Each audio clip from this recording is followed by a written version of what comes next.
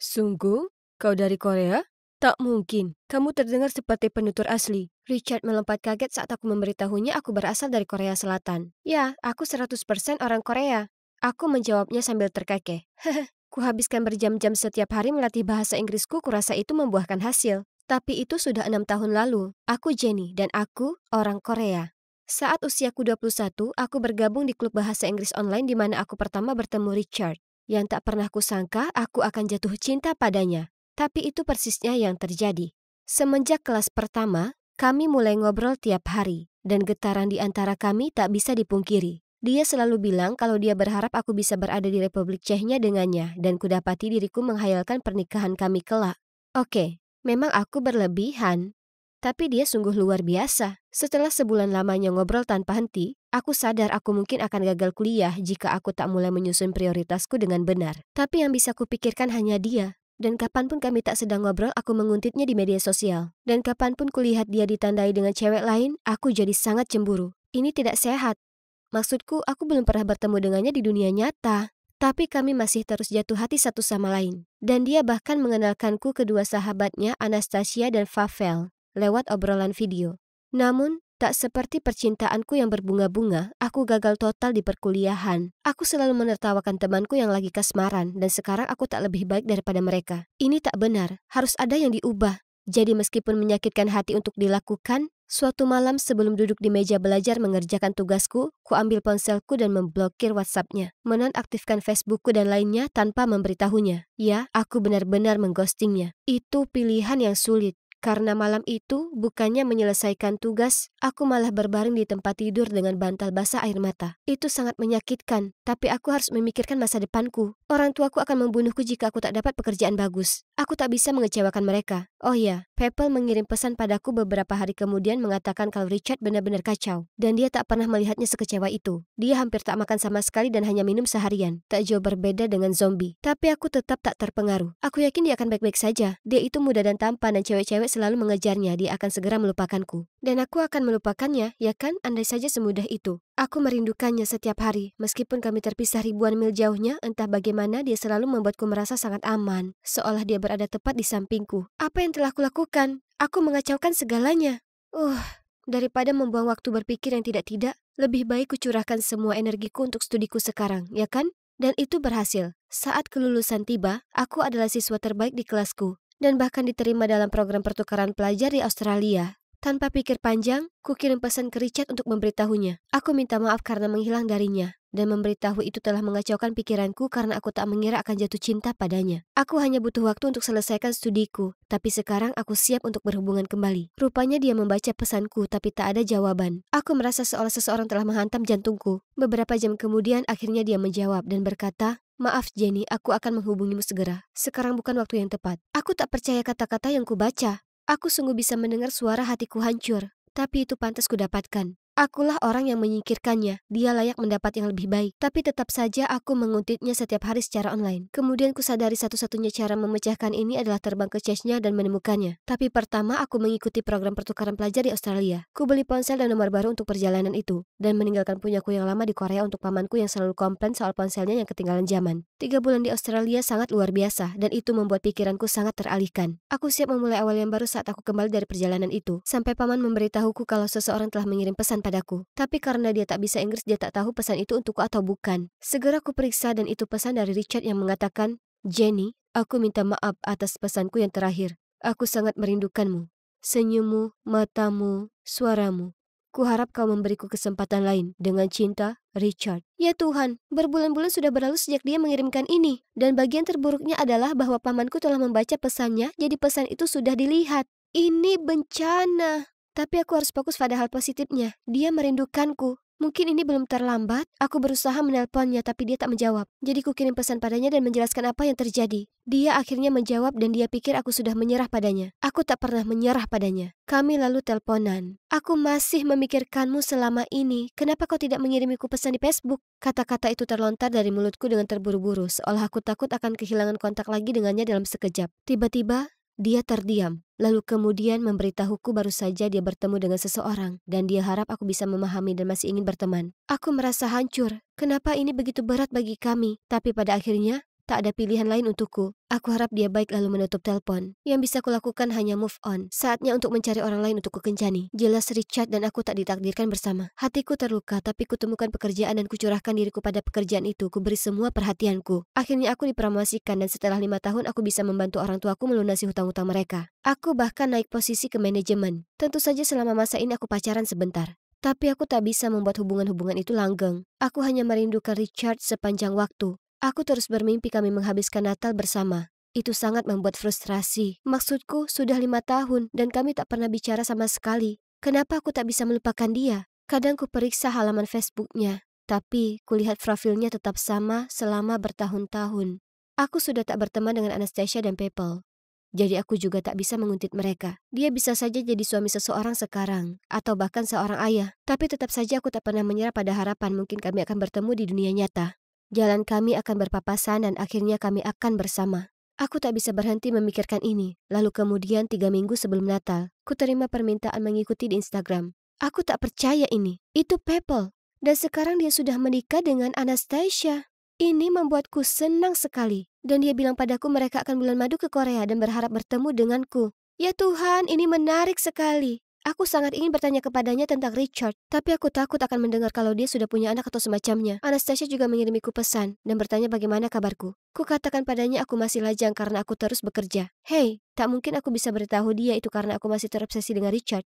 Oh iya, pekan pun berlalu dan akhirnya aku di bandara menunggu bertemu People dan Anastasia di kehidupan nyata. Mereka berdua kelihatan sangat manis dan kuberi pelukan terhangat. Setelah memeluk mereka, kulihat ada seseorang berdiri di belakang mereka. Ya Tuhan, itu Richard? Apa yang dia lakukan di sini? Aku sangat tercengang. Aku tak bisa bergerak. Itu benar-benar dia. People memecah keheningan dengan mengatakan, kami bawa serta Richard untukmu, Jenny. Silakan memukulnya, menggigitnya, menendangnya, apapun yang kau inginkan jika kau pikir dia pantas menerimanya. Karena sangat terkejut, tangisku pun pecah. Sudah 6 tahun lamanya tanpa berita, dan sekarang disinilah dia, sedang memandangku. Kutanya ke diri sendiri apa aku bisa memeluknya, tapi aku tak punya kesempatan untuk menjawab pikiranku, karena dia berlari ke arahku dan mengangkatku di lengannya. Mendekapku erat. Dia lalu berbisik di telingaku, aku minta maaf Jenny, tolong jangan menangis. Aku di sini, aku tak akan meninggalkanmu lagi, aku janji. Tapi apa aku bisa mempercayainya? Aku masih kaget saat mengantar mereka ke hotel, dan sekali lagi saat aku mengantar mereka keluar makan makanan Korea. Aku gugup jalan bersama mereka, tapi kami sungguh menikmati malam yang luar biasa, makan, minum, dan tertawa. Besok People dan Anastasia memulai bulan madu mereka.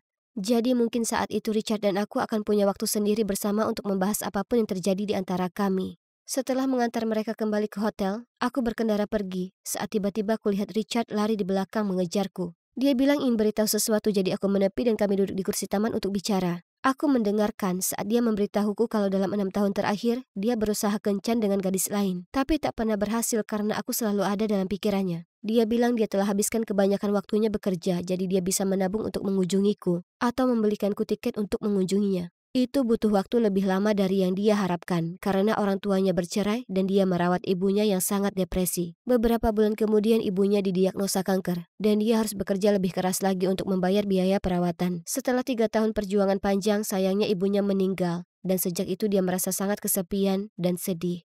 Suatu hari dia minta People menghubungiku entah bagaimana caranya. Dan saat dia tahu kalau aku masih lajang, dia senang sekali dan putuskan sudah tiba waktunya datang ke Korea dan bertemu denganku. Katanya melihatku di kehidupan nyata telah membuatnya makin jatuh cinta padaku, yang dia tak pernah menyangka itu bisa terjadi. Kemudian dia memelukku erat dan aku tak bisa berhenti menangis. Kami habiskan Natal bersama, persis seperti yang selalu aku bayangkan. Dan ya, sisanya kalian tahu sendiri. Sekarang aku mengemasi tasku untuk terbang ke Republik China untuk bertemu Richard. Aku tak sabar ketemu keluarganya, dan kalian tak akan percaya. Tapi kami bahkan berencana menikah. Pertanyaan besarnya adalah, di mana kami akan tinggal? Apa sebaiknya aku ke sana atau sebaiknya dia pindah ke Korea? Jujur saja itu tak masalah. Selama kami bersama, itu sempurna. Jadi memang benar apa kata mereka. Jika sesuatu sudah ditakdirkan, itu akan terjadi meski butuh waktu setahun atau 6 tahun. Yang ku tahu adalah aku lega aku sudah bersabar.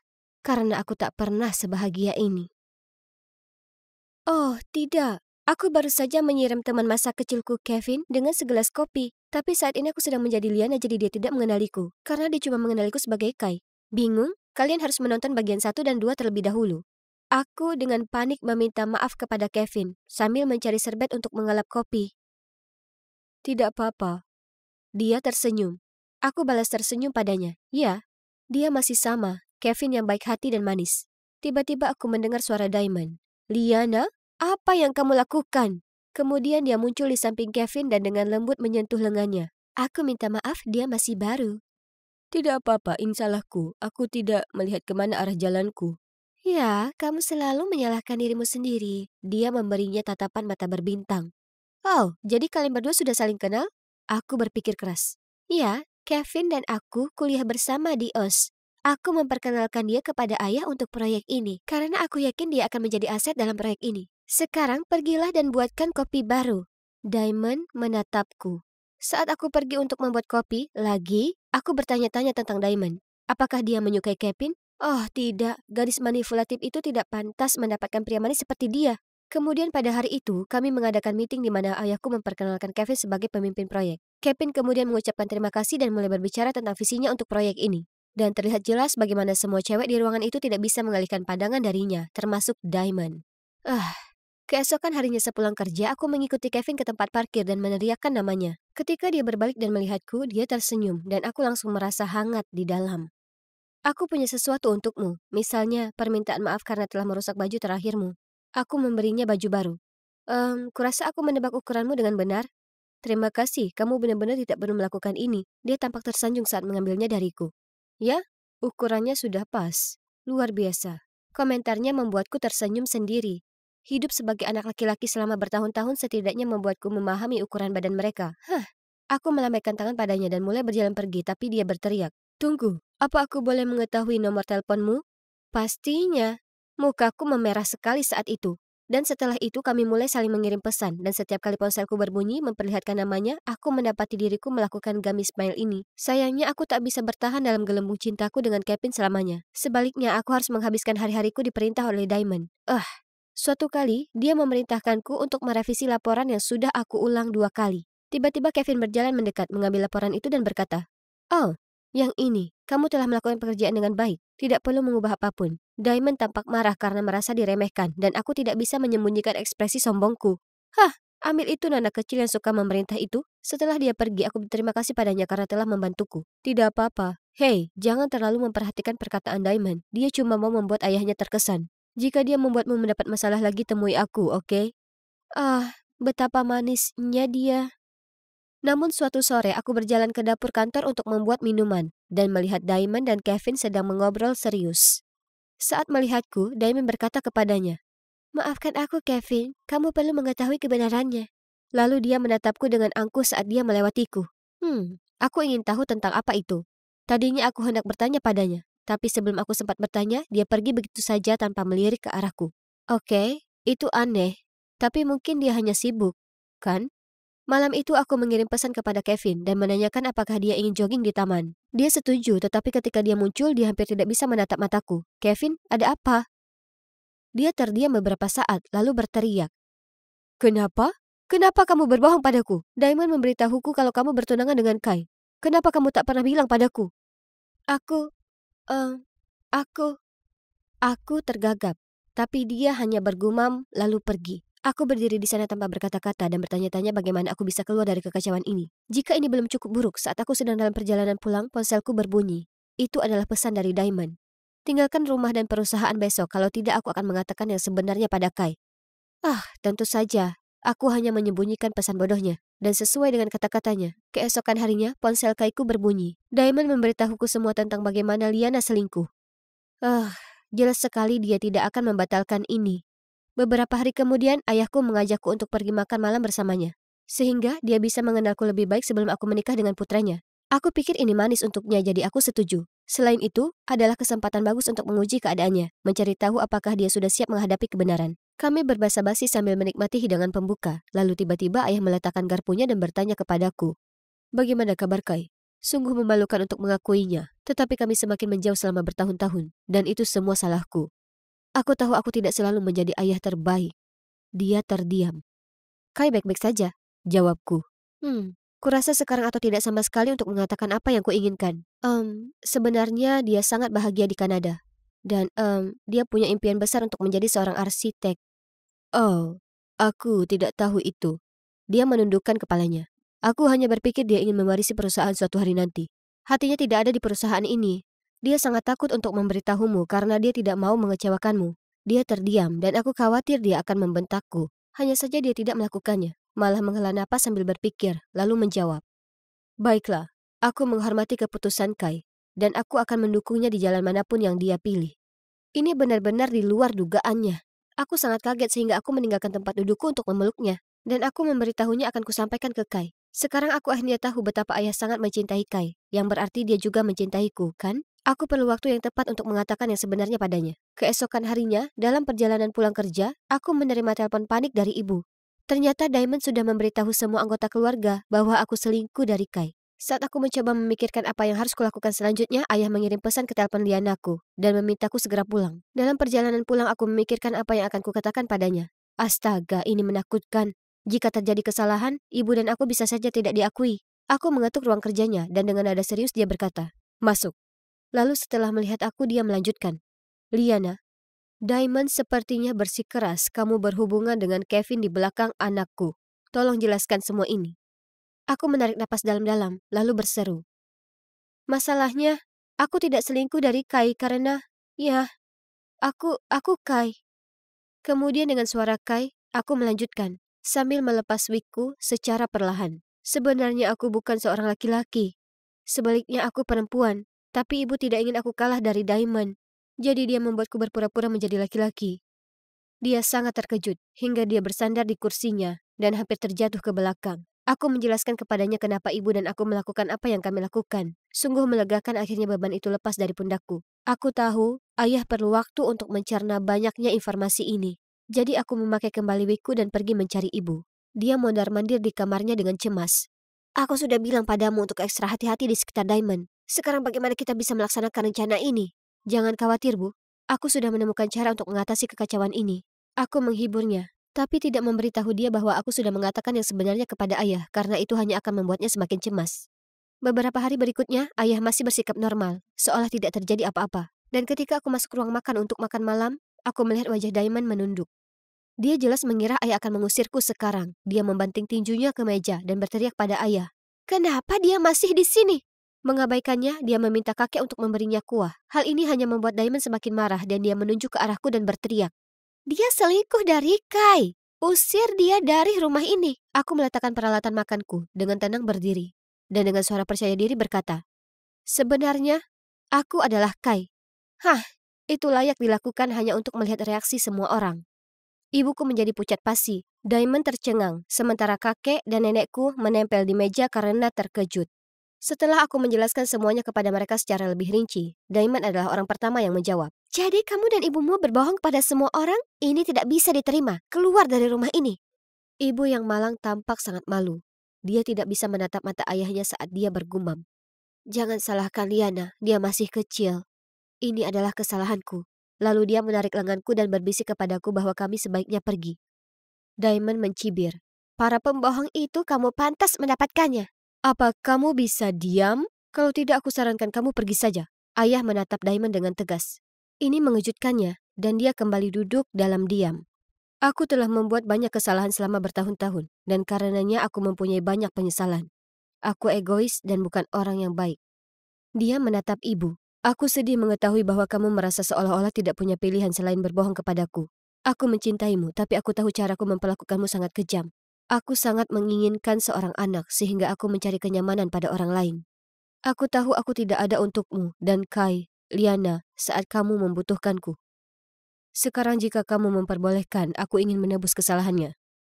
Diamond melompat berdiri begitu cepat sehingga seluruh meja bergetar.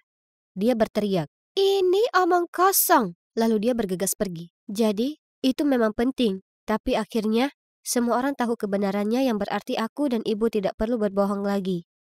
Dan yang terbaik dari semuanya, aku tidak perlu berpura-pura menjadi Kai lagi.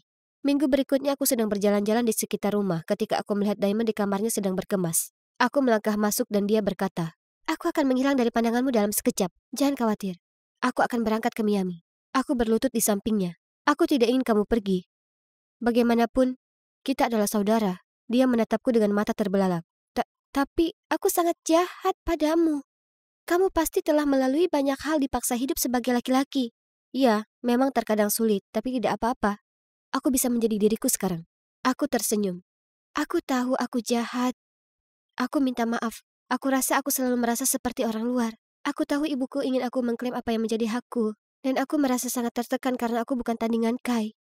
Jangan khawatir, kita semua pernah melakukan hal-hal yang kita sesali. Lagi pula, Kai sudah tiada, jadi kamu bisa menjadi dirimu sendiri. Kamu seorang pengusaha wanita yang hebat. Meskipun kamu mungkin perlu mengurangi sifat suka memerintah. Aku terkekeh. Ayo, Dik. Mari kita buka barang bawaanmu. Ketika kami selesai, aku memeluknya dan berkata, "Oh, untuk Kevin, menurutku kita harus bersaing secara adil untuk mendapatkan hatinya." Dia tersipu. "Oh, tidak apa-apa. Dulu aku menyukainya, tapi dia hanya menganggapku sebagai teman. Selain itu, semua orang di perusahaan tahu bahwa kamulah yang dia sukai. Aku merasa senang karena kami telah menyelesaikan masalah.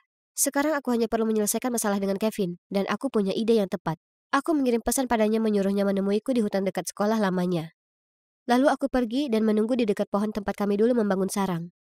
Dia berjalan ke arahku, dengan ekspresi bingung di wajahnya. "Liana, bagaimana kamu tahu tentang tempat ini?" Dia duduk di sebelahku dan aku berkata, "Aku sering datang ke sini bersama sahabatku saat aku masih kecil.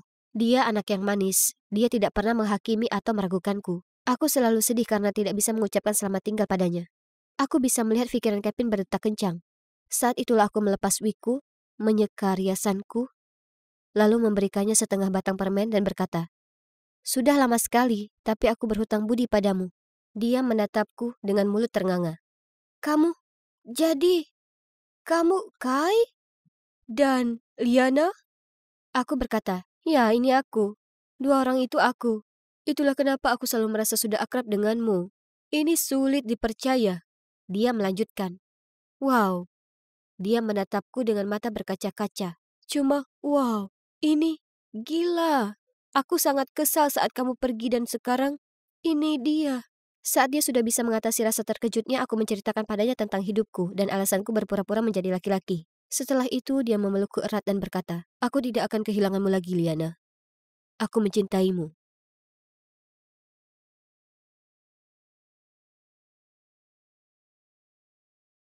Di bagian satu ceritaku, aku bertemu dengan kembaranku, Tracy, yang kebetulan berasal dari keluarga super kaya dan berdarah bangsawan. Kami membuat kesepakatan di mana aku menjadi pemeran pengganti untuk menggantikannya di pesta kerajaan yang membosankan, sehingga dia bisa bebas bersama belahan jiwanya yang tidak disetujui keluarganya. Ini seperti pekerjaan paruh waktu yang membantuku mendapatkan uang tambahan untuk mengejar impianku menjadi seorang penyanyi. Namun suatu saat, Tracy datang dan memintaku untuk pindah ke rumahnya dan memainkan akting putri ini selama sebulan penuh saat dia pergi ke Asia bersama pacarnya. Itu memerlukan pemikiran serius. Bagaimana aku bisa terus melakukan ini 24/7? Aku sudah bisa melihat diriku menjadi sangat aneh. Merasakan keraguan-raguanku, Tracy memohon lagi. "Tolong, aku akan memberikan apapun yang kamu mau. Ini akan sangat berarti bagiku dan Arnold. Kamu bisa melakukannya, Katie. Kami percaya padamu." Dia menatapku dengan mata anak anjing yang besar itu. Oh tidak, apa yang harus dilakukan?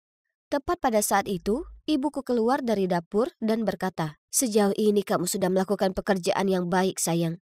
Aku yakin kamu akan berhasil kali ini juga. Jangan khawatir, itu akan baik-baik saja." Ya, aku tidak bisa mengatakan tidak sekarang. Jadi, aku memberi Tracy anggukan yang membuatnya berteriak bahagia. "Hore! Kamu telah membuat hariku menyenangkan. Besok, jam 3 sore, aku akan menunggumu." Lalu dia menyeringai pada ibuku. "Terima kasih, Nyonya Mil." Jadi, aku pindah keesokan harinya. Hanya ada aku dan ayah Tracy yang tinggal di rumah luar biasa ini. Ya, begitu juga dengan kepala pelayan mereka dan lusinan pembantu rumah tangga. Kalian pasti mengerti gambarannya. Untungnya, ayah Tracy jarang ada di rumah, jadi pada dasarnya aku punya tempat sendirian. Sungguh menyenangkan. Aku tidak perlu mengangkat satu jari pun. Jika aku ingin segelas minuman, aku cukup membunyikan bel, dan minuman siap bahkan sebelum aku sempat membunyikan belnya. Suatu hari aku ingin makan makanan Meksiko, dan mereka benar-benar menerbangkan salah satu koki top Meksiko hanya untuk membuatkanku burrito. Aku benar-benar bisa terbiasa dengan semua hal berdarah bangsawan ini. Namun, ada beberapa momen di mana aku benar-benar melakukan kesalahan. Suatu saat, ayah Tracy sedang libur, jadi kami makan malam bersama. Aku sangat gugup, hingga aku benar-benar lupa bahwa Tracy adalah seorang kidal. dan ayahnya langsung menyadarinya. "Anak manis, sejak kapan kamu makan dengan tangan kananmu?" Aku tergagap saat mencoba mengarang sesuatu. Baru-baru ini aku melihat beberapa penelitian mengatakan aku harus mulai menggunakan tangan kananku untuk melatih otak kiriku juga.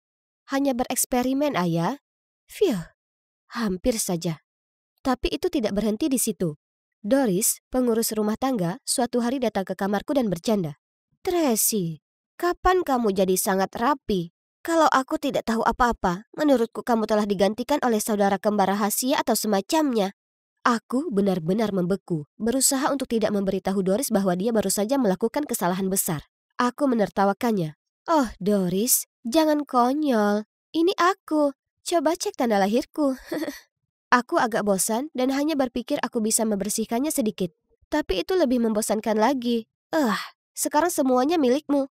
Aku menyerahkan selimutku yang terbuka padanya dan dengan cepat meninggalkan ruangan. Setiap kejadian seperti itu mengingatkanku untuk lebih berhati-hati. Tapi selain itu, kehidupan baruku penuh dengan hal-hal indah. Terutama ketika aku memiliki Thomas di sisiku. Awalnya aku mencoba bersikap sedingin mungkin terhadapnya. Seperti biasanya Tracy memperlakukan tunangannya ini. Tapi coba jelaskan padaku, bagaimana aku bisa mengabaikan pria sempurna seperti itu? Dia sering datang mengunjungiku atau mengajakku ke berbagai tempat. Dia selalu memberiku semua rasa deg-degan ini dengan pesona dan sikap anggunnya. Dan tidak lama kemudian aku menyadari bahwa aku mempunyai perasaan padanya. Aku tidak bisa menahannya. Dia membuatku sangat bahagia. Suatu malam, daripada mengadakan kencan makan malam 8 menu yang mewah, aku menyarankan agar kami mencoba sesuatu yang lebih santai. Jadi kami pergi bermain bowling dan membeli burger. Kami bersenang-senang, dan pada satu titik dia meraih tanganku dan berkata, "Terima kasih telah membuka hatimu kepadaku dan memberiku kesempatan untuk menjadi laki-lakimu," sambil memasangkan cincin kaleng soda di jariku. Ayo, siapa yang tidak akan luluh dengan hal itu? Dan ketika dia mengantarku pulang, dia membungkuk untuk menciumku. Ya Tuhan, jantungku berdebar kencang saat aku keluar dari mobil. Lalu dia berkata, "Selamat malam sayangku Tracy." Tiba-tiba, kenyataan runtuh. Aku mengalami delusi. Tracy lah yang dicintai Thomas, bukan aku, bukan Katie tua yang miskin ini. Tapi sekarang sudah terlambat. Aku terlalu terbawa oleh perasaanku sendiri, sehingga aku tidak menyadari bagaimana perilakuku terhadap Thomas telah dianggap sebagai lampu hijau. Kedua keluarga sangat senang bahwa Tracy akhirnya menunjukkan beberapa sinyal positif terhadap hubungan ini. Bahwa mereka segera mulai merencanakan pernikahan. Tanggalnya ditetapkan 2 minggu kemudian. Lalu rencananya kami akan pindah ke Singapura untuk pekerjaan Thomas. Aku sangat terkejut melihat betapa cepatnya segala sesuatunya terjadi. Ini adalah bencana. Aku menelpon Tracy dan menceritakan segalanya padanya. Dia juga ketakutan dan menyuruhku untuk tetap tenang dan menunggunya. Dia akan kembali sebelum hari pernikahan untuk menghentikannya. Ya, hari pernikahan sudah dekat dan masih belum ada tanda-tanda keberadaan Tracy. Aku benar-benar panik sekarang. Dan bagian terburuknya adalah aku tidak bisa menghubunginya. Ponselnya mati. Tidak tahu harus berbuat apa. Aku menangis kepada ibuku melalui telepon. Jadi dia mencoba menenangkanku. "Sayang, menurutku jika kamu pergi sekarang, kamu akan mengacaukan segalanya. Jika keluarga Tracy mengetahuinya, kalian berdua akan mendapat masalah. Bertahanlah sebentar lagi, aku yakin dia akan kembali dan semuanya akan baik-baik saja." Tapi itu berarti aku harus menjalani pernikahan dan kemudian pindah ke Singapura bersamanya. Aku tidak bisa melakukan itu, Ibu. Kenapa tidak, sayang? Aku tahu kamu mencintainya. Dan sejauh ini belum ada yang melihat perbedaan di antara kalian berdua. Teruslah berpura-pura untuk saat ini, oke? Jadi itulah yang aku lakukan. Aku terus berpura-pura. Sementara semua orang mempersiapkan pernikahan tahun ini, aku mondar-mandir menunggu Tracy kembali. Suatu hari aku sedang berada di taman, mencoba menenangkan pikiranku ketika seseorang mendekatiku. Dia tampak begitu akrab dan aku bertanya-tanya apakah itu Arnold, pacar Tracy. Tapi apa yang dia lakukan di sini? Dia memintaku untuk mengikutinya sehingga tidak ada yang melihat kami. Dan kemudian dia tampak marah dan berkata, "Tracy, kenapa tidak memberitahuku kamu sudah kembali? Aku sangat khawatir saat kamu menghilang seperti itu." "Hah? Bukankah Tracy seharusnya bersamanya?" "Arnold, tenanglah. Aku bukan Tracy, aku Katie. Tapi Tracy sudah menghilang? Aku juga belum bisa menghubunginya dan aku sangat khawatir." "Oh, hai Katie. Astaga, kalian berdua mirip sekali." Arnold tampak kecewa. "Ngomong-ngomong, kami kembali beberapa hari yang lalu. dan dia ingin mampir ke rumah ibumu untuk memberinya beberapa hadiah. Setelah itu aku tidak melihatnya lagi sejak itu. Itu aneh. Ibuku pasti akan bilang kalau dia mampir. Ya, aku sudah menanyakannya, tapi dia juga belum melihat Tracy. Kathy, kita harus menemukannya. Jadi aku segera membatalkan fitting gaun pengantinku dan pergi bersama Arnold ke rumahku. Hai Bu, ini aku. Seruku. Tapi tidak ada jawaban. Kami mencari di seluruh rumah tetapi tidak dapat menemukannya dimanapun. Kemudian ketika kami melewati kamarku, aku bisa mendengar seseorang di dalam dan pintunya terkunci. Aneh sekali. Jadi aku bergegas mengambil kunci cadangan untuk membukanya dan mendapat ketakutan dalam hidupku. Tracy sedang duduk di tempat tidurku. Aku hampir berteriak. Apa yang kamu lakukan di sini? Tracy tampak kaget melihat kami seperti saat kami melihatnya. Aku tidak tahu kenapa ibumu mengurungku di sini. Tapi jangan khawatir, dia tidak menyakitiku. Aku diberi makan dengan baik dan aku punya Netflix. Jadi tidak semuanya buruk. Tidak mungkin. Ibuku tidak akan pernah melakukan hal seperti itu. Dia adalah wanita paling manis. Dan ini sangat di luar karakternya. Lalu aku mendengar langkah kaki di tangga. Itu ibuku. Aku berteriak. Bu, bisakah kamu menjelaskannya apa yang sedang terjadi di sini? Dia menatapku dan tergagap. Aku berencana menahannya di sini beberapa hari. Sampai kamu menikah dengan Thomas dan terbang ke Singapura bersamanya. Apa kamu gila? Apakah kamu ingin mencuri hidupnya? Tidak sayang, itu bukan mencuri. Itu seharusnya menjadi hidupmu. Maksudku, kenapa dia tidak mengenali putrinya sendiri? Setelah itu, dia menangis dan jatuh ke lantai. Arnold bergegas membantunya berdiri dan berkata, "Apa maksudmu putrinya sendiri?"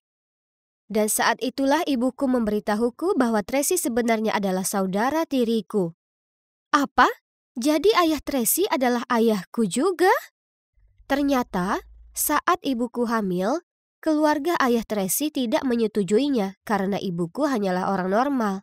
Jadi mereka membayarnya untuk pindah ke kota lain dan menjauh dari ayahku. Tapi yang lebih buruk lagi adalah ayahku bahkan tidak berusaha mencari kami setelah itu. Bahkan, beberapa bulan kemudian, dia sudah menikah dengan ibu Tracy yang berasal dari keluarga kaya. Baik Tracy maupun aku berdiri di sana dengan sangat kaget. Pantas saja kami terlihat sangat mirip. Jadi, kamu adikku? Aku terkesiap menatap Tracy dengan mata terbelalak. Serius? Ayah melakukan itu? Sungguh pria yang egois dan sombong. Aku malu berhubungan dengannya. Aku akan menceramahinya. Kebenaran perlu diungkapkan. Tidak, Tracy tunggu. Jangan lakukan itu, teriak ibuku. Maaf, tapi aku harus melakukannya. Aku tak bisa mempermainkan permainan ini lagi. Aku punya rencana. Saat itu, Tracy pergi dan Arnold mengejarnya. Ini dia, aku pikir. Dan akhirnya, hari pernikahan Thomas dan Tracy pun tiba. Ayah, ibuku, dan Arnold muncul dengan menyamar. Ketika pendeta meminta mereka berdua mengatakan aku bersedia, Thomas segera mengatakannya. Namun Tracy berhenti. Seluruh gereja menahan nafas menunggu dia mengatakan aku bersedia. Tapi itu tak keluar dari mulutnya. Sebaliknya dia berkata, "Aku tidak bisa melakukan ini, Thomas. Maafkan aku." Saat itulah Arnold muncul dan Tracy berlari ke arahnya dan memegang tangannya. Orang ini, dia adalah cinta sejati dalam hidupku. Tentu saja ayah Tracy sangat marah. Dia bangkit dari tempat duduknya dan berteriak di depan semua orang. Apa yang sebenarnya terjadi? Dan saat itulah aku merasa sangat bangga pada Tracy. Dia berkata, "Aku tidak mencintai Thomas, ayah, dan dia pantas bersama seseorang yang benar-benar mencintainya. Itulah arti pernikahan, kan? Harus berdasarkan cinta. Bukan status atau uang. Lagi pula, aku tidak ingin menyakiti seseorang seperti yang kamu lakukan." Apa yang kamu bicarakan? Siapa yang aku sakiti? Dia tampak terkejut. Ibuku, Ibu Kathy, dan Kathy sendiri juga. Tracy menunjuk ke arahku dan ibuku. Semua orang di gereja tersentak ketika mereka melihat dari Tracy ke aku dan kembali lagi. Kami benar-benar identik. Dia tampak seperti akan pingsan saat melihat ibuku. Lalu dengan tangan gemetar, dia menunjuk ke arahku dan berkata, "Dan siapa ini?" Ibuku berjalan ke arahnya dan berkata, "Ini Kathy, putrimu, yang kamu tinggalkan." Wow, aku tidak menyangka ibuku mengatakannya. Sejujurnya, ketegangan di udara sungguh gila. Orang-orang mulai berbisik dan berjalan terseok-seok di tempat duduk mereka. Saat itulah Thomas berkata, "Jadi, siapa di antara kalian yang Tracy?" Aku memutuskan inilah saatnya aku angkat bicara. "Aku bukan Tracy, aku Kathy. Aku telah menggantikannya selama sebulan terakhir. Aku minta maaf karena telah berbohong padamu selama ini. Aku bahkan tidak bisa menatap matanya saat aku meletakkan cincin soda yang sangat berarti bagiku di tangannya." Thomas tampak sangat kecewa dan pergi. Aku mengejarnya, mencoba menghentikannya tetapi dia tidak peduli. Saat aku tersandung dan jatuh ke tanah, dia berbalik dan berkata, "Kenapa kamu melakukan ini? Memberiku harapan palsu? Dan untuk apa?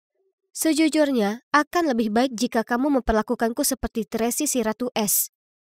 "Maafkan aku, Thomas. Aku tidak ingin menyakitimu. Perasaanku padamu nyata." Aku mulai menangis. "Kau egois sekali, Tracy." "Oh tidak, tunggu. Maksudku, Kathy." Lalu dia pergi. Pada akhirnya, pernikahan itu jelas dibatalkan. Ayah Tracy, atau haruskah aku katakan ayah kami, tidak punya pilihan selain menerima hubungan Tracy dan Arnold. Aku sangat bahagia untuk mereka berdua. Ayah tentunya juga meminta maaf kepadaku dan ibu, bahkan menawariku untuk datang dan tinggal bersama mereka. Namun, aku menolaknya. Aku tidak akan meninggalkan ibuku. Namun, aku menerima tawarannya untuk membiayai pelatihan vokalku. Setidaknya aku bisa mewujudkan impianku yang satu ini. Karena aku ragu bisa mewujudkan impianku yang lain. Impianku untuk bertemu Thomas lagi. Aku patah hati. Tetap saja, aku harus melanjutkan hidup. Mungkin aku akan bertemu orang lain. Tak lama kemudian, tiba waktunya untuk lulus dari pelatihan vokal semester pertamaku. Dan aku akan menampilkan penampilan solo pertamaku di hadapan penonton. Aku sangat gugup, tapi aku bernyanyi dengan sepenuh hati. Dan setelah itu ketika aku meninggalkan teater, seseorang berlari ke arahku dengan karangan bunga raksasa. Luar biasa. Itu Thomas. Aku menangis dan dia berkata, "Hai Kathy, aku Thomas. Senang bertemu denganmu." Hal itu membuatku tersenyum lebar. Lalu aku berlari ke pelukannya sambil berkata, "Senang sekali mendengar kamu memanggilku dengan nama asliku." "Ya, aku Kathy. Aku tahu kita baru saja bertemu, tapi maukah kamu menjadi pacarku?" Dan kalian bisa menebaknya. Sisanya kini tinggal sejarah. Kami sedang merencanakan pernikahan kami. Kali ini sebenarnya. Dan sejujurnya aku tidak pernah sebahagia ini. Ponselku berbunyi bip dan ada pesan baru. "Emma, ada yang harus kulakukan di dekat sini. Jadi ayo kita ketemuan di sana. Sampai jumpa." Itu dari Tony, teman masa kecilku dari panti asuhan di Missouri. Yap, benar sekali. Aku berakhir di panti asuhan setelah ibuku meninggal dunia saat aku baru berumur 4 tahun.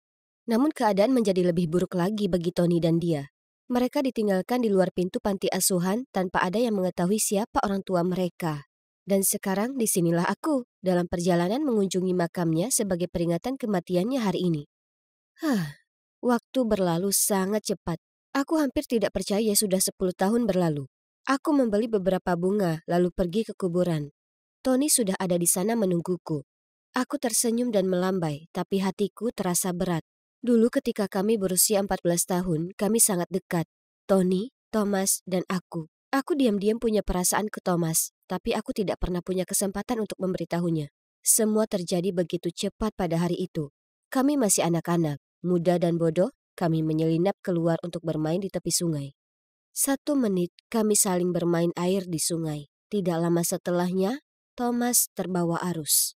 Aku mencoba menyelamatkannya, tapi Tony menarikku kembali ke tepian. Bahkan memikirkannya sekarang, aku masih tidak bisa menahan tangisku. "Jangan menangis, Em. Aku selalu ada untukmu, dan aku tahu dia juga akan selalu ada di sisimu." Jauh di lubuk hati, aku tahu Tony selalu mempunyai perasaan terhadapku, tapi aku tidak merasakan hal yang sama. Setelah itu, Tony mengantarku pulang. Melihat wajahku yang kelelahan, dia berkata sebelum aku masuk ke dalam, "Tidurlah yang nyenyak, Em. Ingat, kita ada wawancara besok." Astaga, aku hampir lupa. Tony mungkin mengira aku adalah karyawan terburuk yang pernah ada.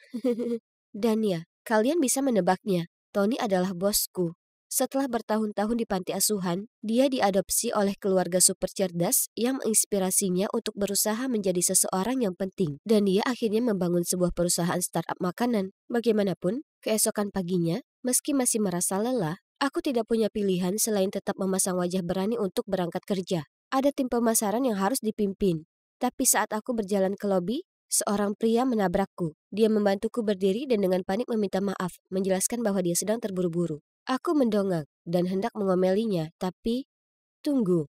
Kenapa dia terlihat begitu familiar? Sebenarnya, dia terlihat persis seperti... Apa itu kamu? Kamu...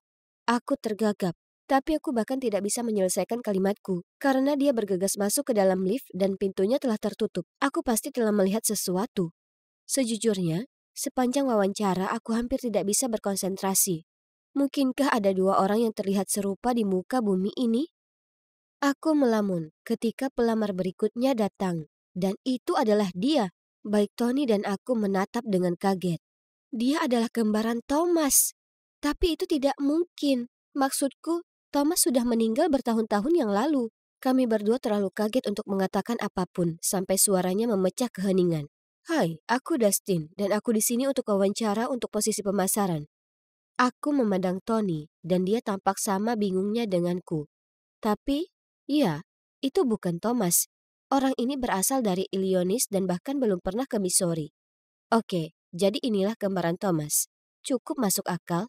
Wawancara berjalan dengan baik, dan meskipun dia sedikit arogan, dia tahu apa yang dia lakukan, jadi kami mempekerjakannya.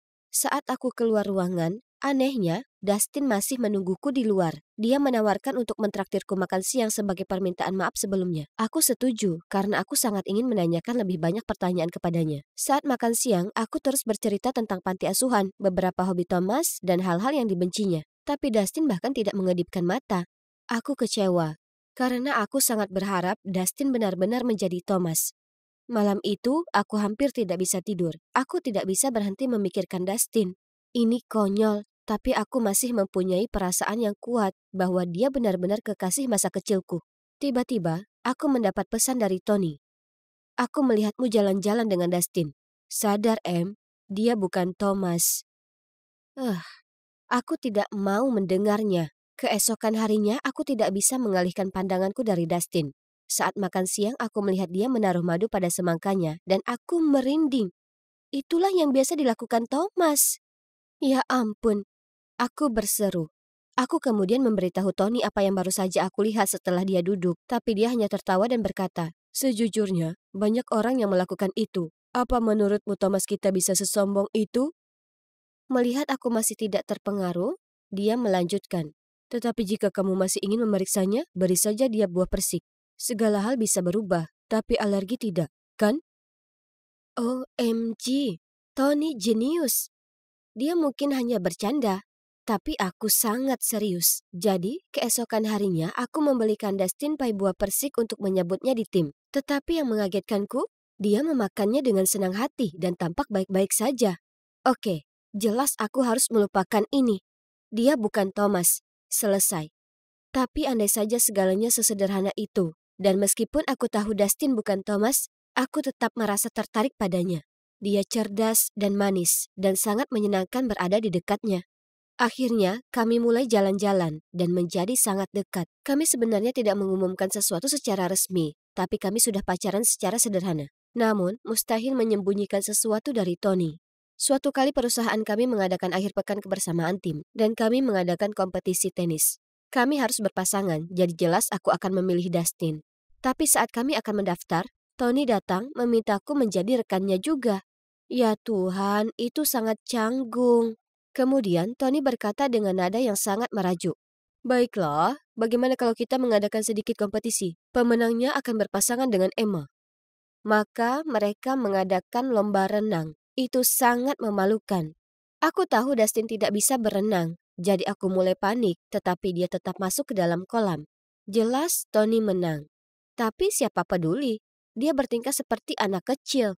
Aku bergegas membantu Dustin yang terbatuk-batuk dan tersedak air. Dan pada saat itu, aku menyadari bahwa aku sangat jatuh cinta padanya. Namun sejak itu, ada rumor di perusahaan bahwa Dustin hanya menggodaku untuk dipromosikan. Suatu pagi, kami sedang berjalan melewati lobi bersama-sama ketika dua gadis mulai berbisik-bisik tentang kami. Jadi Dustin meraih tanganku dan langsung menghampiri gadis-gadis berkata, "Aku sayang Emma, apa yang salah dengan itu?" Ayo beritahu aku, lanjutkan." Tepat pada saat itu, Tony muncul dan bertanya apakah dia bisa bicara dengan Dustin di kantornya. Aku sangat gugup. Sekarang semua orang tahu kami dalam cinta segitiga yang aneh, dan aku tidak menyukainya sedikit pun. Kemudian salah satu kolegaku mendengar Tony memberitahu Dustin bahwa jika dia tidak meninggalkanku sendirian, dia akan dipecat. Aku tidak percaya. Aku segera pergi menemui Tony. Bahkan sebelum aku sempat menghadapinya, dia berkata, "Ya, itu benar. Aku minta gadis-gadis itu memulai rumor tersebut, dan aku juga meminta si brengsek itu menyerah padamu. Itu aku. Aku melakukan semuanya. Aku hanya tidak mengerti, Em. Kenapa aku tidak pernah cukup baik untukmu?" "Tony, tunggu. Sudah 10 tahun. Kenapa kamu tidak memberiku kesempatan? Kenapa kamu tidak bisa melepaskan Thomas? Seorang pria yang mirip dengannya sedang naik daun dan kamu benar-benar melupakanku. Dia seorang pecundang dibandingkan Thomas. Jangan berani-berani menyebut dia pecundang." Aku bilang. "Lihat, pada akhirnya, kamu tetap hanya peduli padanya. Bukan aku." Tony berteriak, lalu pergi. Aku benci berada dalam situasi ini. Di satu sisi, aku sangat menyukai Dustin. Tapi Tony bukan hanya penyelamat hidupku, tapi juga sahabatku yang selalu berada di sisiku dalam suka dan duka. Sungguh dilema. Pada akhirnya, aku memutuskan untuk mengambil sedikit jarak dari Dustin, hanya sampai keadaan menjadi tenang. Mungkin dengan begitu rumor tersebut akan berhenti, dan orang-orang akan berhenti bersikap negatif terhadapnya. Namun, hal itu tidak terjadi. Soalnya, produk baru kita yang bahkan belum dirilis, tiba-tiba muncul di website pesaing langsung kita. Pasti ada yang membocorkan file rahasia itu. Tapi siapa? Investigasi dibuka dan semua komputer kami diperiksa. Kalian mungkin tidak akan mempercayainya. Tetapi tim TI berhasil memulihkan email terhapus yang dikirimkan ke pesaing kami dari kotak keluar Dustin. Dustin membantahnya dan meminta untuk memeriksa CCTV. Begitulah cara kami menangkap Mike, salah satu karyawan senior kami, di depan komputer Dustin yang sedang melakukan sesuatu secara diam-diam. Dan tidak disangka, dia akan menyalahkan Dustin. Setelah kebenaran terungkap, aku menghampiri Dustin. Tapi dia tampak marah saat berkata, "Kamu pikir aku juga pria brengsek kan? Itu sebabnya kamu bersikap dingin padaku." Ku bilang padanya aku tidak pernah percaya dia melakukannya, lalu aku meraih tangannya. "Maafkan aku, hanya saja aku sudah melalui beberapa hal." Lalu kami berpelukan. Astaga, aku sangat merindukannya.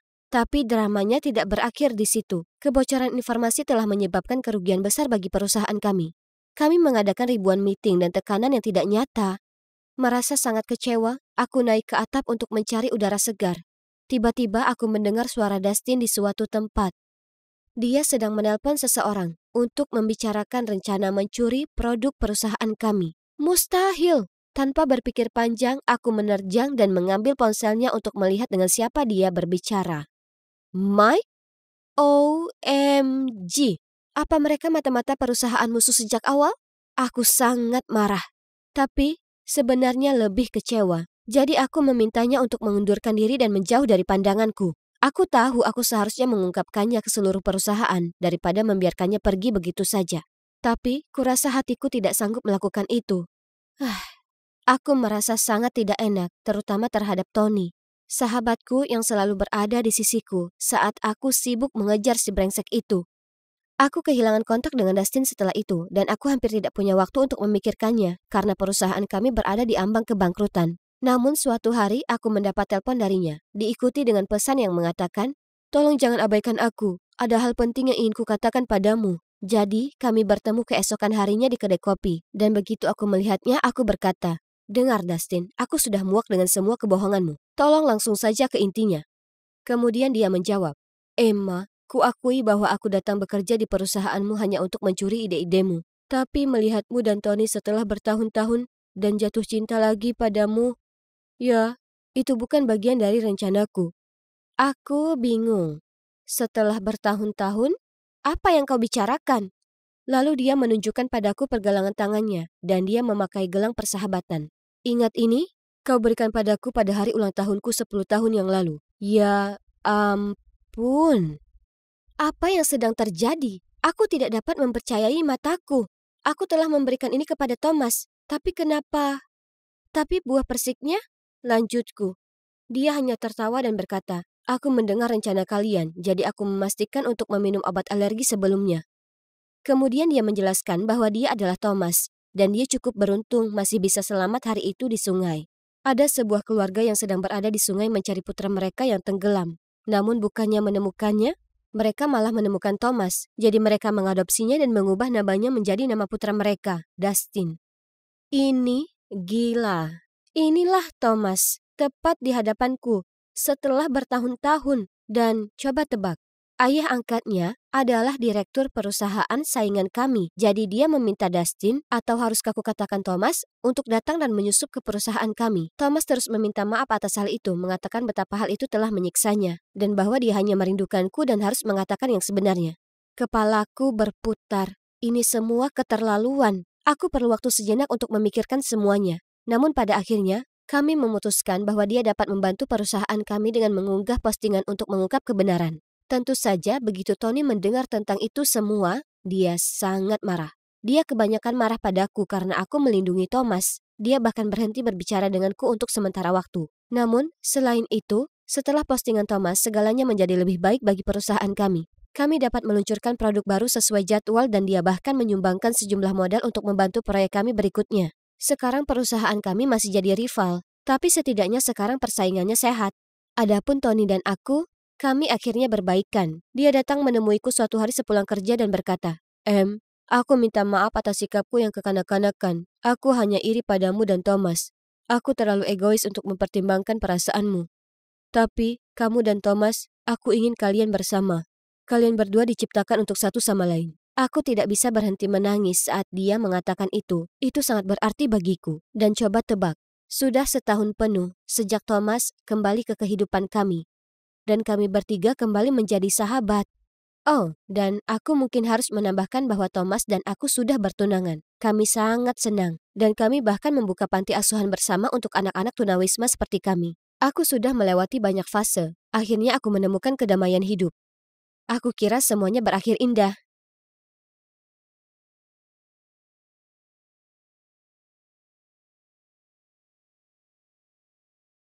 Hari itu biasa saja, seperti hari biasanya, dan aku sedang dengarkan lagu kesukaanku sambil berjalan pulang saat tiba-tiba, Boleh aku minta tanda tangannya? Oh, kau bahkan aslinya lebih tampan. Menikahlah denganku. OMG, menyebalkan sekali. Apa mereka tak punya kerjaan? Jadi kuhela napas dalam lalu berkata, oh, aku lapar sekali, cuaca seperti ini membuatku ingin makan taco. Andai saja. Bisa ditebak, tanpa membiarkanku menyelesaikan kalimat, mereka bergegas pergi dan 5 menit kemudian cewek-cewek itu kembali dengan taco yang cukup untuk kumakan sepanjang minggu. Ku ambil satu, mengunyahnya dengan mulut terbuka, lalu mengusap mulutku dan bersendawa keras sekali. Mereka melihatku jijik, lalu segera pergi. Dan memang, feed Twitterku malam itu tak mengecewakan. Kulihat banyak postingan dari para penggemar mengatakan aku kasar, rakus, dan tak tahu berterima kasih. Para penggemar bodoh ini seharusnya berhenti berfantasi tentang idola mereka, sungguh. Oke, cukup internet untuk hari ini. Sekarang aku harus meninjau naskah untuk penampilan besok. Aku sangat menyukai sulap dan berpartisipasi di semua pertunjukan besar di kota ini dan sekitarnya. Setiap hari meliputi penelitian yang mendalam untuk temukan trik baru. Jelas, semuanya membuahkan hasil. Hai, aku Aston, dan penampilan sulap terakhirku sukses besar. Tapi sayangnya ini bukan aku. Ini aku. Dan cowok itu Lasper, saudara kembar identiku. Dan cewek cantik itu Miranda, dia teman sekolah dan juga asisten kami. Dia adalah angin segar pembawa perubahan dalam pertunjukan kami. Dia juga cewek yang paling mengagumkan yang pernah kutemui. Tapi aku tak pernah punya nyali untuk memberitahunya itu. Kami lakukan pekerjaan dengan baik hari ini, terutama kau, Aston. Naskahnya luar biasa dan para penonton sangat menyukainya. Terima. Aku tak tahu bagaimana aku bisa berterima kasih pada kalian. Aku belajar banyak sekali dan aku sangat senang bekerja dengan kalian berdua. Ini adalah kesempatanku untuk memberitahu Miranda bagaimana perasaanku. Kubuka mulutku untuk bicara, tapi kemudian Jasper muncul tersenyum di sampingnya dan berkata, dan kau juga cantik. Kau sangat berbakat dan menawan. Para penonton menganggapmu luar biasa. Begitu juga aku. Miranda balas tersenyum. Kemudian mereka berdua mulai ngobrol dan berjalan pergi, meninggalkanku di belakang. Jujur, kami mungkin kebar identik soal penampilan, tapi kepribadian kami saling berseberangan. Saudaraku menyukai perhatian, sementara aku agak pemalu. Saat kami masih kecil, semua orang lebih memilih Jasper daripada aku. Tak masalah ibu mendandani kami dengan pakaian yang sama. Orang-orang selalu mengerumuni Jasper dan menyebutnya tampan, cerdas, dan pintar. Sementara aku, ya, aku mungkin saja tak terlihat. Hai, jangan salah, aku tak benci saudaraku. Tapi aku muak selalu menjadi bayangan di sampingnya. Lihat, bahkan piala-piala ini tertulis nama Jasper, bukan namaku. Hei, Aston, ku dapatkan ini untukmu beberapa hari lalu, tapi aku lupa. Have fun. Aku tersenyum masam dan bergumam terima kasih, tapi jujur saja dalam hati aku merasa tak karuan. Aku adalah otak dari penampilan kami, bukan dia. Aku yang menulis naskahnya, menciptakan trik, dan bahkan mendesain kostum. Tapi kenapa dia yang mendapat semua pujian itu? Dan bahkan jadi sensasi di internet, sementara tak ada yang menganggapku serius. Oh, aku lupa bilang ke kalian. Kemarin itu para penggemar Jasper, bukan aku. Aku selalu keliru dikira dia. Jadi kemarin kuputuskan bersenang-senang dan memainkan trik kecil padanya. Lucu sekali karena Jasper bingung dari mana skandal ini berasal. Lagi, para penggemar Jasper mengira akunku adalah miliknya yang pribadi. Jadi mereka membombardirku dengan pesan penuh dengan bualan tak bermutu. Jasper, aku sangat mencintaimu. Jasper, aku akan menuntutmu karena mencuri hatiku. Apa kau tahu di mana cowokku? Dia sedang baca pesan ini sekarang dan namanya adalah Jasper. Aku hendak matikan ponselku dan pergi tidur saat tiba-tiba kulihat Jasper mengomentari postingan baru Miranda. Dan mereka terus berbalas pesan. Para penggemar cewek itu membuatku muak. Mereka melihat sosok laki-laki menawan dan tampan. Dan mereka bertingkah seperti burung murai melihat benda berkilau. Dan sekarang bahkan Miranda sepertinya terpikat padanya. Oke, baiklah. Akan kutunjukkan ke kalian betapa maconya Jasper yang tampan dan mencolok ini. Tidak, mata kalian tidak sedang menipu kalian. Ini masih tetap aku. Tapi aku memakai pakaian saudaraku dan menata rambutku sepertinya. Sekarang mari kita bersenang-senang. Pertama-tama, Jasper kami perlu make up. Sekarang mari kita lihat bagian itu. Seperti rencana, tak lama sebelum orang-orang mulai menyadari siapa aku dan mulai merekam video. Jadi, aku sengaja berteriak ngeri dan melarikan diri. Seperti yang kukira, video itu tak lama beredar di sosial media, dan komentar tak henti berdatangan. Hei, bahkan beberapa YouTuber membuat video reaksi ke video itu. Ya ampun, ini sangat lucu. Aku tertawa terus sampai perutku sakit. Tiba-tiba, Jasper merangsek masuk ke kamarku. Dia bahkan tak mengetuk pintu. Dia terlihat serius. Hei, apa ini? Kelas kita akan mengadakan pesta kostum, ingat? Dan aku akan menyamar jadi cewek. Oke, tapi kenapa memakai pakaianku dan menata rambutmu sepertiku? Tenanglah bro, sepertinya aku tak sengaja mengambil punyamu. Toh biasanya kita pakai barang yang sama sepanjang waktu saat kita masih kecil, jangan terlalu baper. Dan soal rambut, aku cuma mencoba sesuatu yang baru. Dia memandangku curiga, menghela napas, kemudian pergi. Keesokan harinya, aku kira seluruh sekolah akan menjelekkan Jasper soal video itu. Tapi sebaliknya, para penggemar cewek itu bahkan menganggapnya lucu dan menginspirasi karena dia mendobrak norma-norma gender. Aku tak bisa berkata-kata, terserah. Reaksi mereka bukan masalah. Satu-satunya yang terpenting adalah bagaimana pendapat inspirasiku Miranda tentang ini. Baju yang keren, boleh ku pinjam kapan-kapan? Oh, itu. Itu persiapan pesta kostum yang akan datang. Lol. Oh, tidak. Maksudku itu cukup bagus. Astaga, rencanaku kini sudah pasti gagal total. Aku tetap di sana mengamati mereka sebentar, dan dia terus memainkan rambutnya sambil menatap saudaraku dengan pandangan terpesona. Kemudian yang makin membuatku jengkel, tepat sore itu, Pak Wainwright, kepala sekolah kami masuk ke kelas. Berhenti di depan bangku Jasper dan bertanya padanya. Jasper, akan jadi kehormatan bagiku jika kau bisa tampil atas nama sekolah di acara pembukaan balai kota minggu depan. Jasper langsung menerima undangan itu, dan kepala sekolah berterima kasih padanya, lalu pergi. Bagaimana denganku? Dia tak terlalu banyak melihat ke arahku. Kalian tahu, aku ini yang membuat konten dan lainnya. Jasper hanya orang yang berakting, mengikuti naskahku. Ini bikin frustrasi. Semua ketidakadilan ini tak akan terjadi jika aku tak punya glossophobiya. Ya, bicara di depan publik membuatku takut. Jadi aku hanya bisa duduk di sana dengan tangan mengepal merasakan kemarahanku saat ini. Ini menyebalkan. Aku di belakang panggung dengan Jasper memeriksa jadwal pertunjukan. Saat Jasper berseru, aku ingin buat sedikit perubahan. Aku ingin mengakui perasaanku terhadap Miranda di akhir penampilan. Dia menunjuk panggung lalu melanjutkan. Aku akan menggantung sekotak penuh kelopak bunga di langit-langit. Dan selama tepuk tangan, kau akan menarik tali itu dan whoosh. Kelopak-kelopak bunga akan berjatuhan di atas kami saat aku membuat pengakuan. Bagaimana menurutmu? Romantis ya? Aku kebingungan, tapi masih berhasil bergumam. Oh, iya, itu kedengarannya bagus. Tapi jantungku terasa sesak. Tak mungkin aku bisa biarkan itu terjadi. Jadi, aku punya sebuah rencana. Karena aku adalah yang bertanggung jawab atas propertinya, hari itu diam-diam aku mengganti kotak kelopak bunga di ujung tali dengan ember berisi air kotor saja. Bukankah itu terdengar lebih seru? Kemudian sebelum pertunjukan, ku tarik Miranda ke samping, lalu memberitahunya. Jasper punya kejutan untukmu. Kau akan suka. Setelah dia menerima hadiah ini, tak mungkin dia mau menemui Jasper lagi. Hahaha, aku tak sabar menunggu. Pertunjukan selesai dan tepuk tangan. Aku menunggu sinyal kedipan mata dari Jasper, lalu aku menarik talinya dan menyaksikan, oh tidak, kesalahan teknis. Tali yang menahan ember tersangkut dan sekarang seluruh ember itu terjatuh. Jasper menerjang ke depan dan menjatuhkan Miranda. Ember itu menimpa kepala Jasper.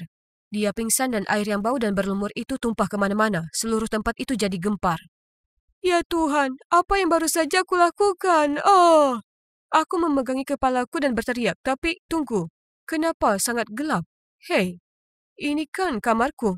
Aku merasa kedinginan, basah berkeringat dan gemetaran. Kurai ponselku dan melihat kalender. Harus kucubit diriku sendiri sementara jantungku masih berdebar. Ternyata hari H belum tiba, itu besok. Jadi, aku bermimpi? Aku tak sungguhan sudah mencederai saudaraku kan? Aku bergegas ke kamar Jasper untuk memeriksa. Phew, dia terbaring di sana memainkan ponselnya. Aku merasa sangat tak enak. Hanya karena kecemburuanku yang kekanakan, aku hampir saja mencederai saudaraku. Aku berpikir sejenak, lalu kemudian berjalan mendekatinya untuk mengakui semuanya. Jasper, aku minta maaf. Aku harus mengatakan ini. Semua skandal baru-baru ini, aku yang melakukannya, dengan sengaja. Insiden Taco dan juga yang di Walmart, dia mendongak dari ponselnya dan menghela napas. Kenapa kau lakukan itu? Karena aku juga suka Miranda. Hah? Sungguh? Aku tak tahu itu. Kenapa kau tak bilang padaku? Aku bahkan akan mengacaukan penampilan kita besok. Oke, maki atau pukul saja aku, apa saja aku pantas mendapatkannya. Jasper mengepalkan tangannya dan mengangkatnya di depanku. Aku menutup mata dan bersiap menerimanya. Tapi kemudian yang mengejutkanku, dia menepukku di bahu lalu berkata dengan tenang. Aku marah, bukan murka. Tapi jujur, aku lebih kecewa. Kita bersaudara, kita ini keluarga. Tapi aku juga patut disalahkan. Kurasa aku memang terlalu memanfaatkan ketenaran. Aku tahu kaulah yang punya ide untuk semua konten keren itu. Dan kurasa seharusnya aku tak terlalu terbuka dengan perasaanku terhadap Miranda. Dan mestinya mempertimbangkan perasaanmu. Setelah ngobrol beberapa saat, kami akhirnya setuju bahwa setelah penampilan besok, kami akan mengirim pesan ke Miranda mengakui perasaan kami. Dan apapun yang diterimanya, itu merupakan kehendak Tuhan. Pertunjukannya luar biasa, dan kami bahkan berfoto dengan wali kota dan menjabat tangannya. Tapi momen yang paling mendebarkan adalah hal ini. Saat kami pulang, Jasper dan aku duduk bersebelahan dan mengirim pesan ke Miranda mengakui perasaan kami. Pesan muncul di ponsel kami bergantian. Jadi siapa yang akan memenangkan perebutan cinta ini? Aku menahan napas dan membuka pesan. Aston, aku merasakan yang sama, tapi tolong rahasiakan ini dari Jasper. Aku tak mau dia merasa canggung. X. Aku hendak berteriak kegirangan saat kulihat Jasper tampak puas. Kami saling bertatapan bingung, lalu kemudian menyandingkan dua ponsel untuk membandingkan.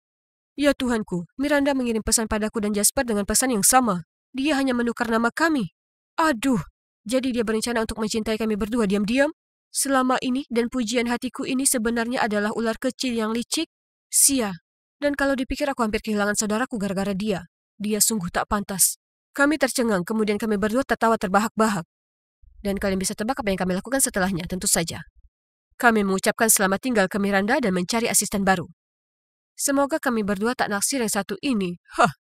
Memang benar kalau aku ini dulu muak jadi pendamping saudaraku, tapi sekarang berbeda. Aku paham bahwa meski kami terlihat sama, kami masing-masing punya kepribadian kami sendiri. Itulah kenapa ada banyak hal dalam hidup yang cocok dengan dirinya, tapi tidak denganku dan begitu sebaliknya. Dan apa kalian tahu aku bangga akan itu? Lagi pula, aku sedang berusaha keras mengatasi sifat pemaluku dan menampakkan diri. Orang-orang akhirnya mulai tahu aku, dan meskipun aku tetap cowok di belakang layar, aku juga punya fanbase besar sekarang.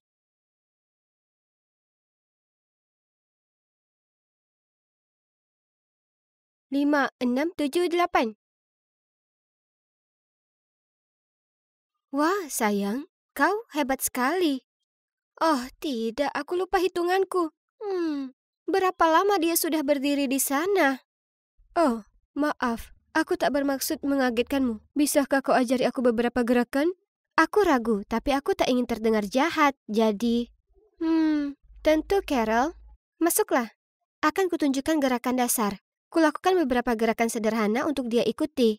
Tapi astaga, dia buruk sekali. Melihat wanita paruh baya yang tak langsing ini mencoba gerakan front lunge dan high V, bukan sesuatu yang kau lihat setiap hari. Tapi, kuhargai upayanya untuk lebih mengenalku. Oh, maaf. Kalian pasti bertanya-tanya kenapa ku panggil ibuku dengan nama pendeknya. Nah, sebenarnya dia bukan ibuku. Dia ibu tiriku. Kalian tahu, ibuku meninggal saat aku 10 tahun. Kemudian, tahun lalu saat usiaku 15 tahun, ayah mulai menemui seseorang lagi dengan bantuan Mak Comblang. Karena dia mengira penting bagiku memiliki sosok ibu, dan itulah bagaimana ia akhirnya menikahi Carol. Aku menikmati waktu kebersamaan dengan Carol, tapi dengan cepat jadi agak tak nyaman. Dia menontonku latihan gerakan cheerleader tiap malam, mulai ngobrolin cowok di sekolahku, dan juga memaksa maraton nonton serial TV bersamaku. Ya, kalian semua pasti tahu betapa canggungnya saat ada orang dewasa duduk di sebelahmu, sementara muncul adegan ciuman romantis di layar, ya kan? Tuhan, aku butuh privasi. Kemudian suatu kali aku tiba di rumah dari sekolah mendapatinya berada di kamarku, melihat-lihat make upku. Donna, sayang, bagaimana caranya kau pakai ini? Oke, ini agak berlebihan. Ia kelewat batas di sini, mengotak-ngatik barangku tanpa izin. Tapi aku tak bisa marah juga padanya. Kalian tahu, Carol itu definisi dari ibu rumah tangga yang ideal. Ia sosok wanita baik hati, dan ia selalu menjaga rumah tetap bersih dan masak makanan yang lezat. Mungkin ia habiskan terlalu banyak waktu melakukannya sampai tak punya waktu merawat penampilannya. Hei, semua orang pantas merasa cantik, ya kan? Jadi, kutunjukkan padanya bagaimana cara memakai makeup.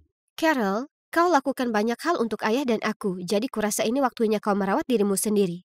Bagaimana kalau kita ke mall besok? Aku mau sekali. Kukira aku melakukan hal baik untuknya.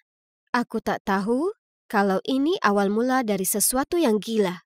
Hari berikutnya di mall, aku mengajaknya ke toko pakaian di mana wanita seusianya belanja. Ku angkat sebuah blus cantik tapi dia menggelengkan kepalanya. Kemudian yang membuatku sangat terkejut, ia memaksa kami pergi ke toko The Pull and Bear di sebelahnya. Tapi Carol, ini untuk remaja. Tapi dia tetap menggiring kami ke sana. Lalu dia menunjuk sebuah pakaian dan bertanya apa aku bisa mencoba itu untuknya. Aku ingin hari ini untuknya. Bukan aku. Tapi, oke, selama dia senang, aku keluar dari ruang ganti dan berputar. Dan penjaga toko langsung memujiku. Lalu, Carol tiba-tiba menengok ke penjaga toko itu dan memintanya mengambilkan baju yang sama dalam ukuran XL. Apa? Apa dia akan memakainya juga? Carol dengan malu-malu melangkah keluar dari tirai dan bertanya, "Jadi, bagaimana menurutmu?" Aku terpaku sesaat.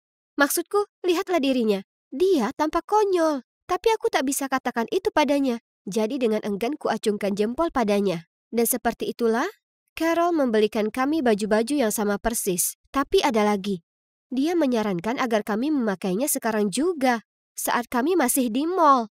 Aku berseru, apa tak sebaiknya kita simpan untuk acara khusus? Tapi keputusannya sudah bulat. Jadi inilah kami, anak perempuan dan ibu tiri yang sedang berjalan di mall dengan baju kembaran. Bisa kurasakan semua mata tertuju pada kami. Kami bahkan berpapasan dengan salah satu temanku dan dia salah duga Carol itu sepupuku. Paling tidak sampai dilihatnya wajah Carol. Cewek malang itu seperti baru saja melihat Annabelle. Carol tentunya tersanjung karena di perjalanan pulang dia tersipu sambil berkata, "Kalau dipikir, temanmu mengira aku ini sepupumu. Sebaiknya ku pakai baju sepertimu lebih sering, itu membuatku lebih mudah." Dan aku tak bercanda dengan kalian. Dia benar-benar serius. Sejak saat itu, ia mulai berdandan seperti ABG. Atau lebih tepatnya, sepertiku. Persis sepertiku. Rupanya, hanya aku yang menganggap itu aneh di rumah ini. Karena ayahku tak berkomentar apapun. Aku perlu bicara dengannya. Atau kalau tidak, seseorang di sekolah akan melihat dan mengolokku. Jadi malam itu, aku turun ke bawah melihat Carol duduk di sofa, membaca majalah. Kuhela nafas dalam-dalam dan berkata, Carol, bisakah kita? Oh, hai sayang. Dengar, aku sedang memilih kue untuk pesta ulang tahunmu yang akan datang. Kuharap itu tak apa. Oh, tidak. Kenapa dia selalu bersikap sangat manis dan baik? Ini membuatku merasa sangat tidak enak. Dia sudah berbuat sangat banyak untukku dan yang kulakukan hanyalah mengeluh. Jadi jelas saja, aku tak membahas soal ia meniru gayaku. Itu hanya masalah sepele, ya kan? Sebaliknya, aku duduk di sampingnya dan kami membicarakan tentang pesta ulang tahun itu. Kemudian ia tunjukkan beberapa gaun cantik di ponselnya dan memintaku untuk memilih salah satu untuk pestaku. Aku sangat suka yang ini. Carol tersenyum. Oh, itu kelihatan cantik sekali. Pilihan yang bagus, sayang. Bayangkan betapa memukaunya kita memakai ini. Kita? Oh, tidak lagi. Itu harus sekarang atau tidak sama sekali untuk bicara dengannya tentang ini. Carol, kurasa sebaiknya kita tidak. Tapi persis di saat itu, ayah datang dari kantor. Kenapa kalian berdua masih bangun larut malam begini? Sebelum aku bisa berkata apapun, Carol lari ke arahnya. Donna dan aku akan pakai gaun ini di pesta ulang tahunnya. Bagaimana menurutmu? Bagus. Apapun yang membuat para gadisku ini senang. Aku tak bisa menghadapi rasa malu karena berpakaian sama dengan Carol sekali lagi. Di hari spesialku, aku harus lakukan sesuatu. Aku punya rencana, tapi waktunya harus tepat. Jadi, di hari pestaku, saat Carol menyetrika bajunya, aku segera masuk dan bilang padanya kalau kurir baru saja mengirim kue yang salah. Carol panik, lalu segera turun ke bawah. Hah, berhasil. Sekarang mari kita mulai. Dan, ya, 10 menit kemudian, seperti yang kuduga, kami semua mendengar jeritan keras dari atas. Aku dan ayah segera masuk dan melihat Carol duduk di tempat tidur menangisi gaun itu. Sayang, apa yang terjadi? Dia mengangkat gaun itu. Lihat, ini rusak. Ada bekas terbakar berbentuk setrikaan di atasnya. Ya, kalian menduganya. Itu semua ulahku. Saat Carol meninggalkan ruangan, kuputar suhu setrika jadi maksimal. Ya Tuhan, aku harus benar-benar mencubit diriku sendiri supaya tak tertawa. Tapi tiba-tiba, Carol melihatku dan dengan nada serius berkata, "Kau perlu berganti baju yang lain." Apa? Dia tak mungkin serius, ya kan? Tak apa, Carol. Kau bisa memakai gaun yang lain. Aku tak keberatan.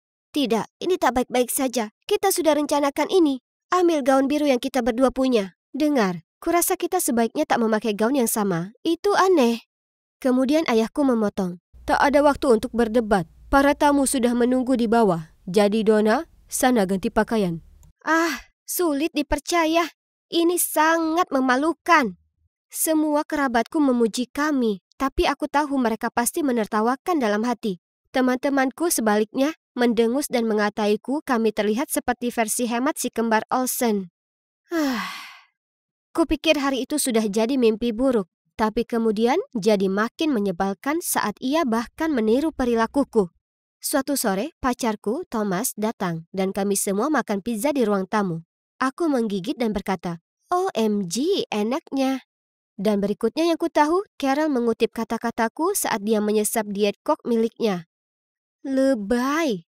Lalu kemudian saat Thomas harus pergi, aku mengantarnya ke pintu dan kucubit pipinya sebagai ucapan selamat tinggal yang manis. Karena kami tak bisa berciuman atau semacamnya di depan orang tua kami tentu saja. Tapi coba tebak, hanya 5 menit kemudian, Carol tiba-tiba duduk di dekat ayahku dan lakukan hal yang sama padanya.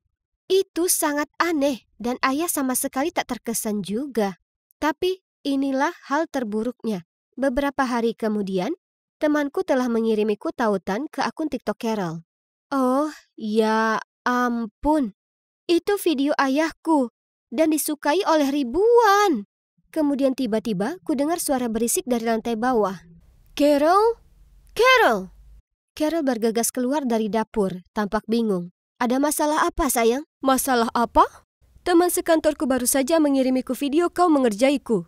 Semua orang sudah melihatnya, bahkan bosku, pelangganku, semuanya. Bagaimana aku pergi ke kantor sekarang, mengacaukan karirku? Apa itu maumu? Terlalu berlebihan untuk sebuah ketidaksengajaan. Iya, video yang kubicarakan ini, di mana Carol memanggang kue buah untuk ayahku lalu kemudian menghantamkan wajah ayah ke kue itu. Saat ayah mendongak ke atas, ada 2 irisan stroberi menempel di matanya. Dia terlihat seperti badut menyeramkan dari film IT. Ia mengunggahnya di akun TikToknya dan langsung jadi viral. Aku sudah lakukan itu ke temanku beberapa waktu lalu saat kami pesta tidur. Dan aku tak menyangka kalau Carol akan menirunya. Keluar dari rumahku! Teriakan ayah mengejutkanku, sementara Carol menangis dan memohon. Tolong sayang, jangan lakukan ini. Aku minta maaf. Tapi ayah tak mau dengar dan hanya menyuruhnya mengemasi barang dan menyingkir dari pandangannya segera. Saat ia mulai beranjak, ku pegang lengannya. Carol, tunggu. Aku tahu kau sudah meniru gaya berpakaianku dan perilakuku. Dan sekarang, TikTok ini. Tapi kau pasti punya alasan untuk itu, kan? Carol mengangguk. Jadi aku menenangkan ayah dan kami duduk bersama Carol saat dia menangis bercerita. Suami pertamaku sering mengolok-ngolok penampilanku yang terlihat kusam. Dia bahkan melarangku pergi ke acara keluarga karena dia bilang penampilanku memalukan untuknya. Kemudian akhirnya, dia tak tahan lagi melihatku. Jadi diserahkannya berkas perceraian padaku. Sekarang aku dengan ayahmu. Aku khawatir dia juga akan terganggu dengan penampilanku. Dan aku akan ditinggal lagi. Tapi dia mengagumimu. Karena itu kupikir kalau aku berusaha jadi lebih sepertimu, maka ayahmu akan mengagumiku juga. Ya Tuhan, mantan Carol itu sungguh brengsek. Bagaimana mungkin seseorang ingin bercerai hanya karena pasangannya tak bakat dandan? Aku memeluknya erat dan berkata, tak ada yang akan meninggalkanmu. Kau adalah bagian dari keluarga ini. Tapi bagaimana kalau kita carikan kau gayamu sendiri yang baru, daripada meniruku? Oke? Carol mengangguk padaku dengan senyum tipis sementara masih sesegukan. Ayah akhirnya tenang, meminta maaf karena bersikap berlebihan, dan mendekat untuk ikut kami berpelukan. Jadi, setelahnya, aku mulai membantu Carol dengan pekerjaan rumah supaya dia punya lebih banyak waktu untuk dirinya sendiri. Kutunjukkan padanya cara menata rambutnya, membantunya memilih baju yang keren, dan mengirim padanya tautan video tips bermake up. Sekarang, ia sudah punya image cantiknya sendiri. Dia mengingatkanku akan Martha Stewart. Hahaha. Aku selalu mengira ibu tiriku itu gila, tapi rupanya setiap orang punya kisahnya sendiri, ya kan? Dan kita sebaiknya mengenal mereka terlebih dahulu sebelum mengambil kesimpulan. Semua orang seharusnya merasa baik tentang dirinya sendiri, dan tak seorang pun boleh membuat mereka merasa sebaliknya.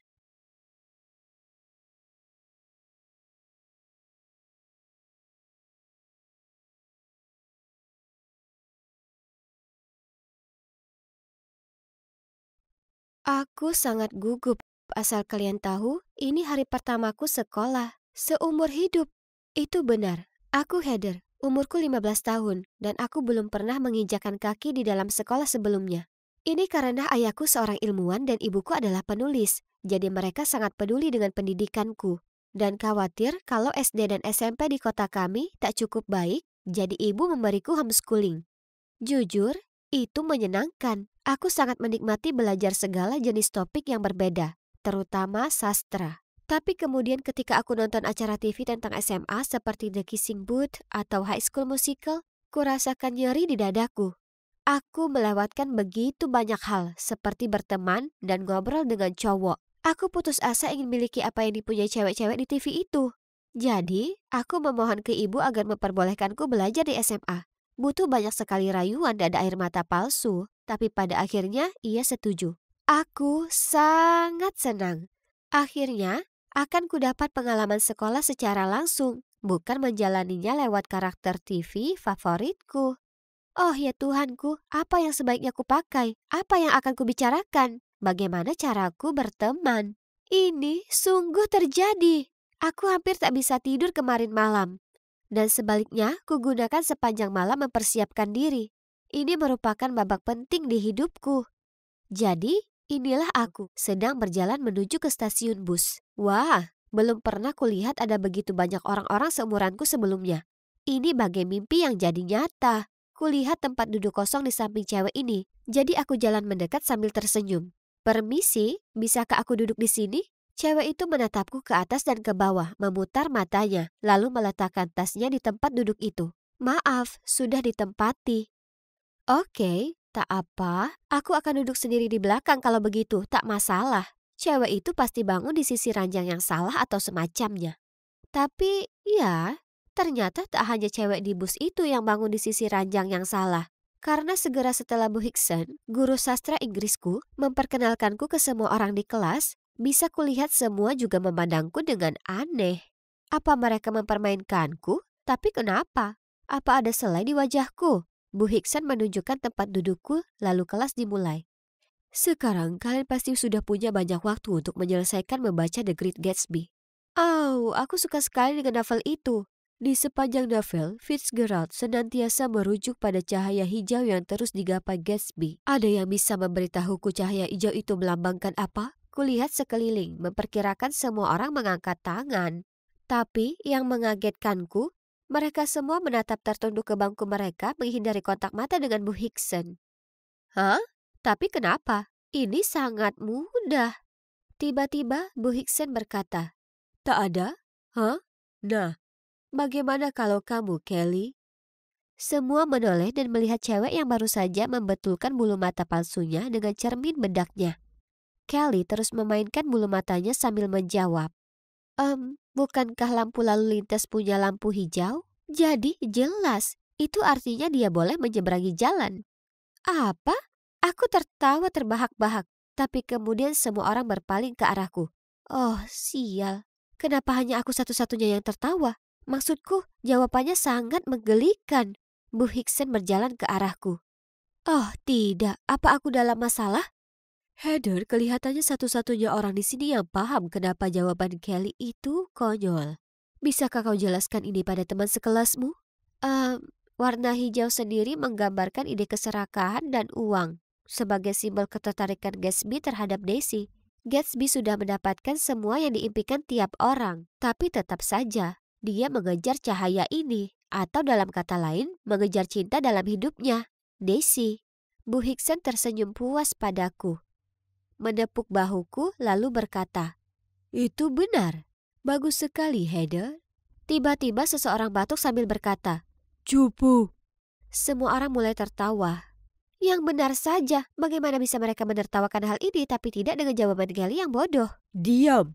Bu Hickson lalu menoleh ke Kelly dan berkata, "Mungkin jika kau gunakan matamu untuk sungguh membaca buku, daripada hanya menggunakannya hanya untuk pakai bulu mata palsu, maka Heather di sini tak perlu membantumu." Kelly melirikku, jadi aku tersenyum padanya. Tapi, kenapa dia menatapku tajam?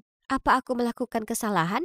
Setelah kelas selesai, kutempelkan foto lucu di lokerku saat Kelly dan kedua temannya, Samantha dan Britney, muncul di sebelahku.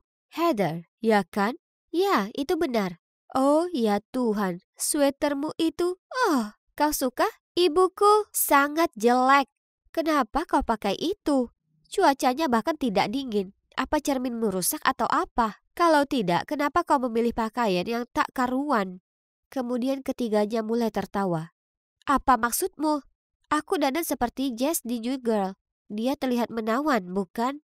Ini malah membuat mereka tertawa lebih keras. Sementara aku masih bingung dengan apa yang baru saja terjadi, ada cewek bernama Taylor datang menghampiri. "Hai, aku tak sengaja dengar yang kalian bicarakan tadi. Sebenarnya New Girl tamat beberapa tahun lalu, jadi gayanya ini agak ketinggalan zaman.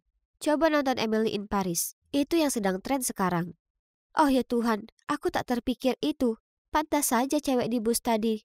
"Oh tunggu, pantas saja semua orang di sekolah menatapku aneh.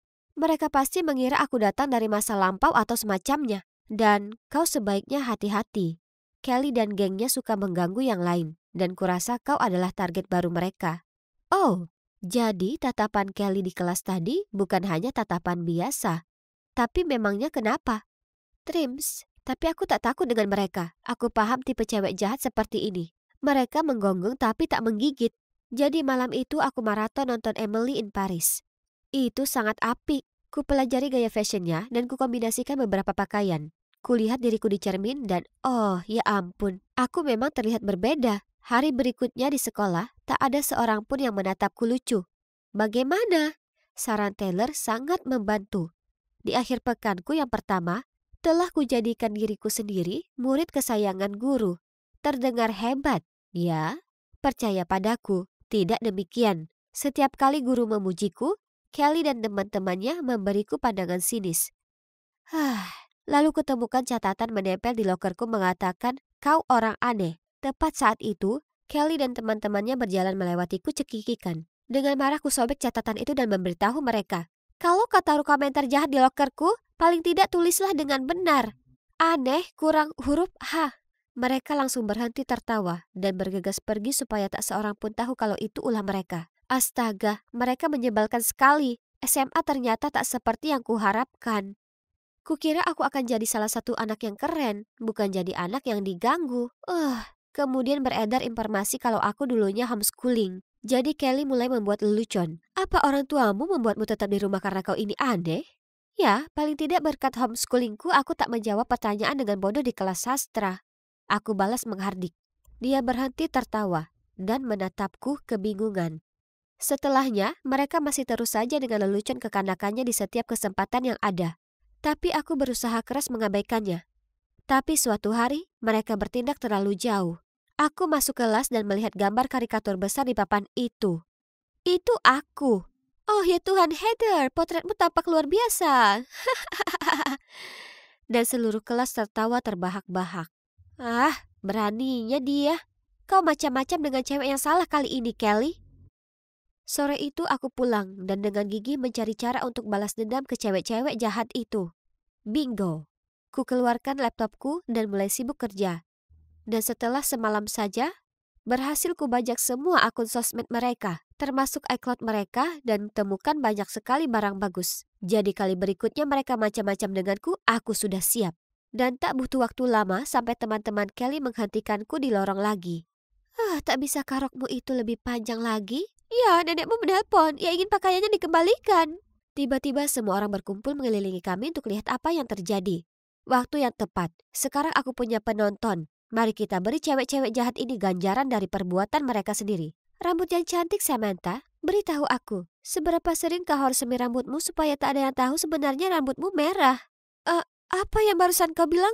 Oh, dan Britney, operasi hidung yang bagus. Apa? Semua orang dengan terkejut menoleh untuk melihat rambut pirang Samantha yang indah dan hidung Britney. Bagaimana? Britney tergagap lalu menarik lengan Samantha dan mereka kabur dari lokasi. Yap, sudah kupelajari semua masa lalu mereka yang memalukan lewat foto-foto yang kubajak kemarin. Setelah itu, Samantha dan Britney tak berani menggangguku.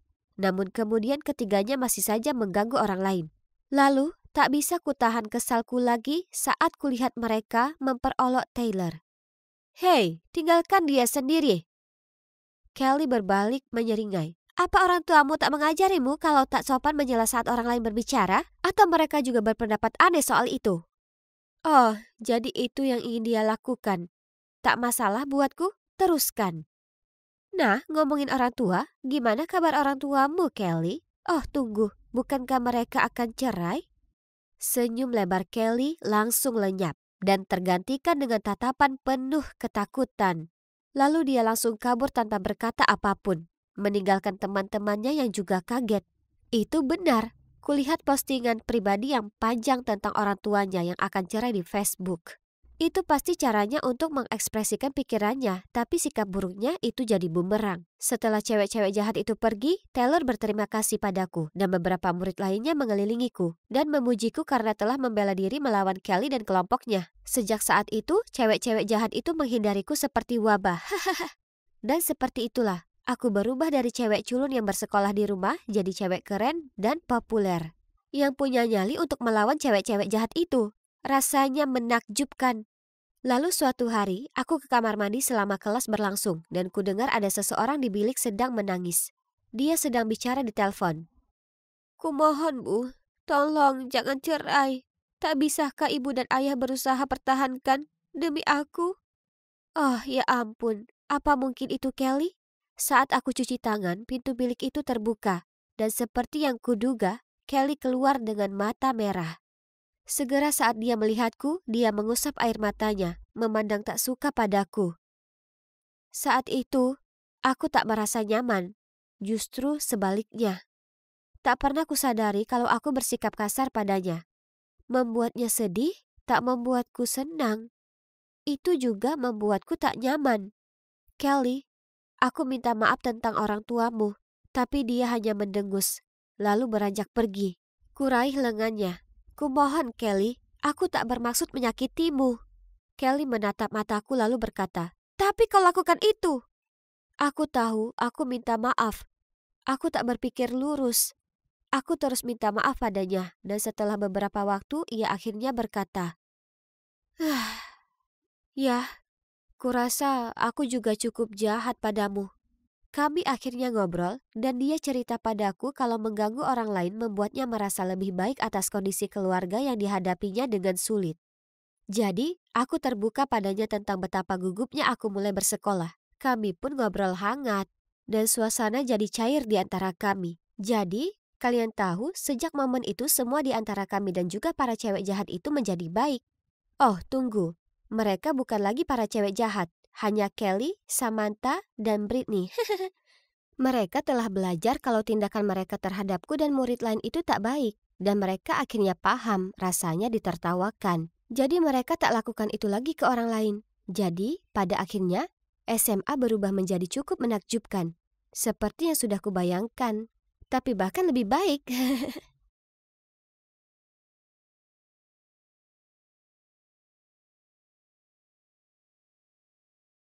Emma, gurumu bodoh buah, menelpon lagi. Katanya nilaimu mengerikan dan kau tidak memperhatikan di kelas. Kenapa kau tak bisa seperti kakakmu? Tidak dengan ceramah ini lagi. Selalu seperti ini sejak aku mulai SD. Di mata ibu, hanya kakak perempuanku Eva yang mewarisi kepandaian ayah kami. Sementara aku cuma anggota keluarga yang tak berakal. Seolah begitu. Dia cuma pandai baca buku-buku yang tak berguna. Pasti dia tak tahu apapun yang sifatnya teknis, seperti cara kerja perusahaan internet ayah dan semacamnya. Tapi terserahlah, aku tak peduli. Aku kenyang, ujarku sambil bangkit lalu menuju ke markas kecilku. Garasi. Aku sibuk mengerjakan proyek pribadiku, jadi aku tak punya waktu untuk peduli siapa anak favorit ibu. Oh, kalian pasti bertanya apa yang sedang kukerjakan. Nah, alat ini memancarkan Wi-Fi. Terdengar familiar ya kan? Tapi alatku ini bisa memancarkan ke seluruh penjuru kota. Tidak hanya itu, koneksinya jauh lebih kuat dan stabil daripada yang orang gunakan di rumah. Dan lebih nyaman tanpa semua kabel dan lainnya. Tanpa diragukan lagi, ini karyaku yang paling membanggakan. Dan sungguh suatu kebetulan kalau beberapa hari sebelumnya di sekolah, Bu Dobo mengumumkan bahwa untuk pertama kalinya, sekolah mengadakan lomba penemuan. Umumnya, aku selalu melewatkan acara sekolah, tapi kali ini berbeda. Kontes ini bisa jadi menyenangkan, ya kan? Tak boleh buang-buang waktu, jadi kucurahkan semua waktu senggangku siang dan malam mempersiapkan lomba penemuanku. Dan kalian tak akan percaya apa yang terjadi. Aku menang juara pertama. Dan tak hanya itu saja, salah satu jurinya, Pak Robert, sangat tertarik dengan penemuanku sampai-sampai ia menawarkan untuk berinvestasi untuk itu. Awalnya, aku agak takut dan ragu untuk menyetujui. Maksudku, aku kan masih SMA, tapi ini merupakan kesempatan seumur hidup. Jadi bagaimana bisa aku menolaknya? Jadi setelahnya, Pak Robert memilah-milah pabrik manufaktur dan ruang kantor untukku di tengah kota. Ini keren, tapi aku lebih memilih bekerja di garasiku. Lebih nyaman seperti mengingat aku masih sekolah dan lainnya. Ku tingkatkan alatku dan meluncurkannya ke publik. Dan kalian tahu apa? Itu sukses besar. Kurang lebih semua orang di kota mengganti peralatan Wi-Fi mereka yang lama dan lamban lalu mengakses punyaku. Kemudian suatu hari, aku mendapat telepon dari saluran berita lokal untuk mewawancaraiku dan keluargaku di rumah. Oh ya Tuhan, yes. Oh. Hanya ada satu hambatan. Aku belum cerita ke keluargaku soal ini karena aku tak tahu. Mungkin karena aku tahu tak mungkin mereka percaya padaku. Seperti waktu ku dapat nilai A untuk ujian fisikaku dan ibu langsung bertanya apa aku mencontek. Tapi ya terserah, ini jauh lebih besar daripada itu. Jadi cepat-cepat ku berlari ke bawah ke ruang tamu dan dengan bersemangat cerita ke keluargaku bahwa penemuan yang bermanfaat bagi kota adalah karyaku. Tapi ibu dan Eva tertawa terbahak-bahak. Jadi kau memberitahu kalau Wi-Fi ini yang tersiar ke seluruh penjuru kota adalah penemuanmu? Ya Bu, itu karyaku. Lalu ibu dan Eva tertawa bahkan lebih keras. Sayang, sudah cukup buruk kau ini gagal di sekolah. Tolong jangan mulai berbohong. Lupakan saja. Kenapa repot-repot ku coba? Kemudian, pagi berikutnya, saat bel pintu berbunyi, ibu membukanya dan melihat seorang reporter dan kamerawan. Ia tak percaya yang dilihatnya. Ibu dan Eva bertukar pandangan panik, lalu bergegas ke atas untuk bersiap. Itu lucu sekali. Histeria terus berlanjut ketika mereka mewawancarai orang tuaku. Kusaksikan ayahku yang gugup dan berkeringat berdiri di sana canggung bagai patung. Sementara ibuku mulai membual tentangku seperti, segera setelah Emma lahir, aku tahu dia itu jenius seperti ayahnya. Aku selalu mendukungnya untuk mengejar mimpinya. Ya ampun, piala Oscar jatuh kepada ibuku. Aku tak tahu ia bisa berakting sebaik itu. Jujur saja, sejauh yang bisa ku ingat, ibu tak pernah mengatakan hal baik apapun tentangku, sekalipun. Tapi sekarang setelah ia tahu aku otak di balik Wi-Fi kota, dia mungkin akan memperlakukanku dengan berbeda, ya kan? Salah. Kemudian suatu malam aku turun ke bawah mengambil segelas susu dan tak sengaja dengar ibu dan ayah ngobrol di ruang keluarga. Emma itu anak egois. Seberapa buruk ini akan mempengaruhi usahamu? Kenyataannya, perusahaan sedang mengalami masa sulit. Tapi jangan khawatir, kami akan berusaha sebisa mungkin. Hah? Apa yang sudah kulakukan? Dan apa yang salah dengan perusahaan ayah?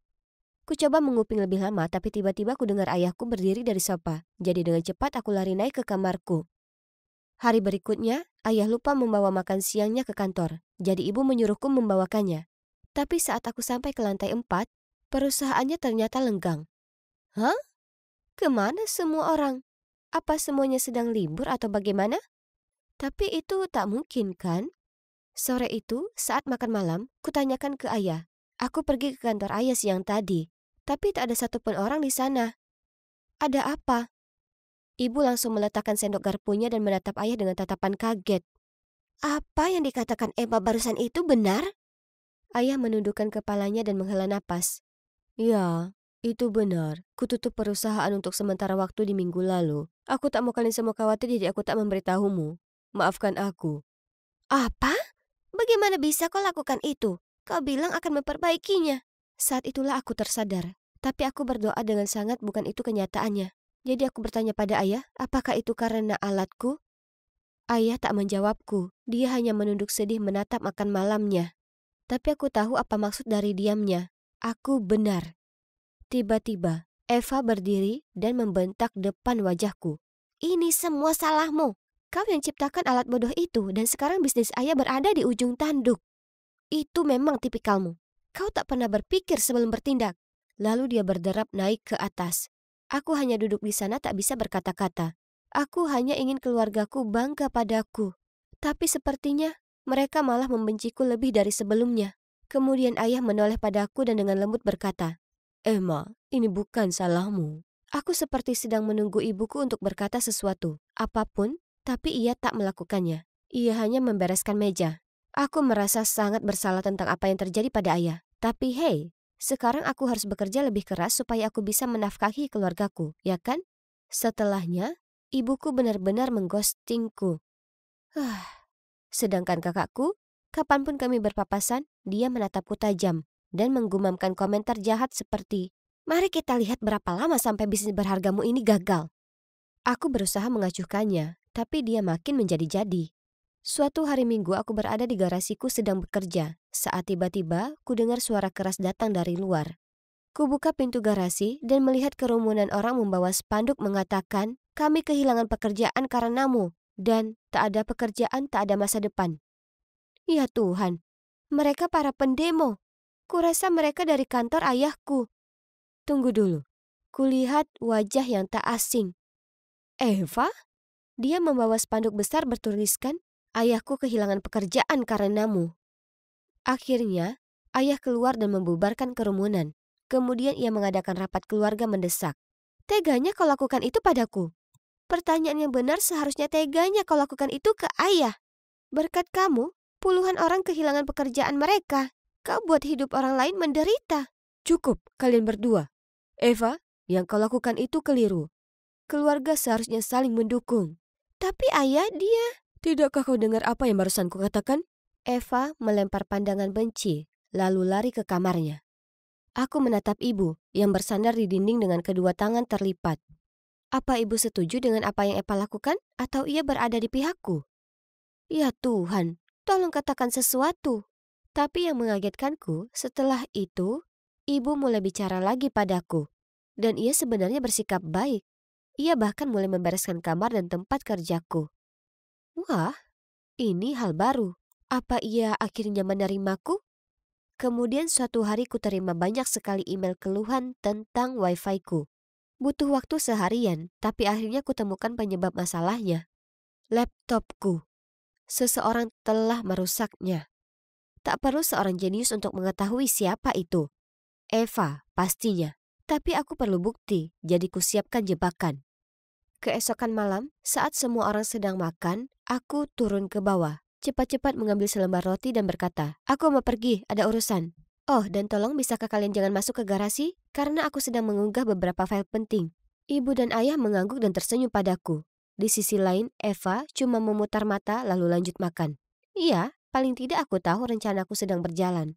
Aku jalan keluar dan sembunyi di balik semak-semak. Jadi, apa rencanaku kalian tanya? Nah, kusiapkan laptopku supaya saat ada yang membukanya, Secara otomatis laptop akan mengirim notifikasi ke ponselku dan menyalakan kamera supaya bisa kulihat siapa itu. Kutunggu 1 jam lamanya, tapi belum ada apa-apa. Lalu tiba-tiba ponselku berbunyi.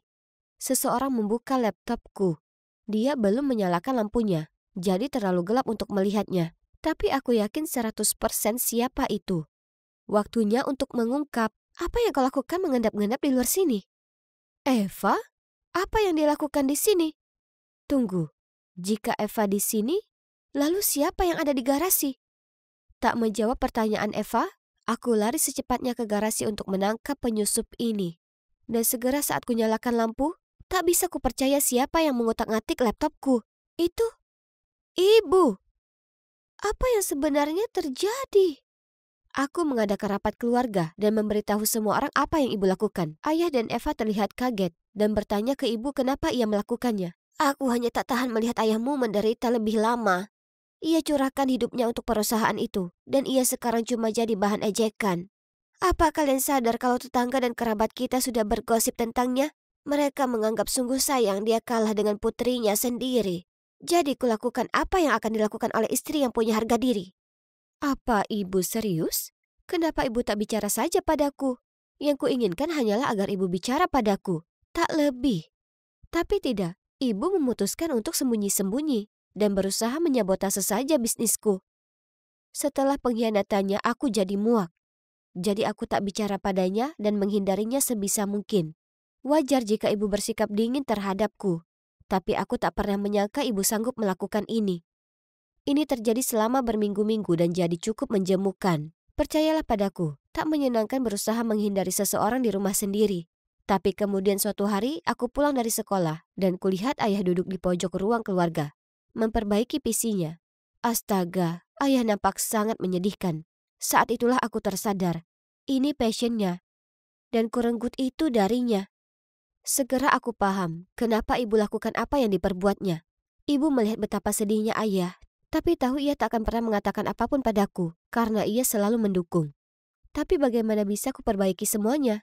Haruskah ku lepas semuanya agar ayahku bisa kembali membuka perusahaannya? Kenapa ini sangat sulit untuk dipecahkan? Tunggu dulu. Kurasa aku punya solusinya. Kalian pasti penasaran apa yang dikerjakan ayahku di sini. Nah, aku punya ide, kami sebaiknya kerjasama. Ayahku jago teknologi, jadi tak butuh waktu lama menunjukkan padanya bagaimana segala sesuatunya berjalan di sini. Oh, dan karena bisnisku sudah berkembang, kami juga bisa mempekerjakan beberapa karyawannya yang sebelumnya. Dengan adanya ayah yang membantu, aku jadi punya waktu untuk fokus ke pendidikanku. Bahkan Eva mulai membantu. Dan dia mahir dengan itu. Aku menjadikannya asisten ayah. Sungguh bisnis keluarga yang baik. Sedangkan ibu, kami bicara panjang lebar. Akhirnya kukatakan padanya betapa perlakuannya terhadapku membuatku merasa buruk. Lalu ia meminta maaf atas semua yang dilakukannya. Aku akhirnya memaafkan ibu. Aku tahu ia hanya lakukan itu karena sangat mencintai ayah. Jadi, setelah semua drama itu, kami kini merupakan keluarga besar yang bahagia.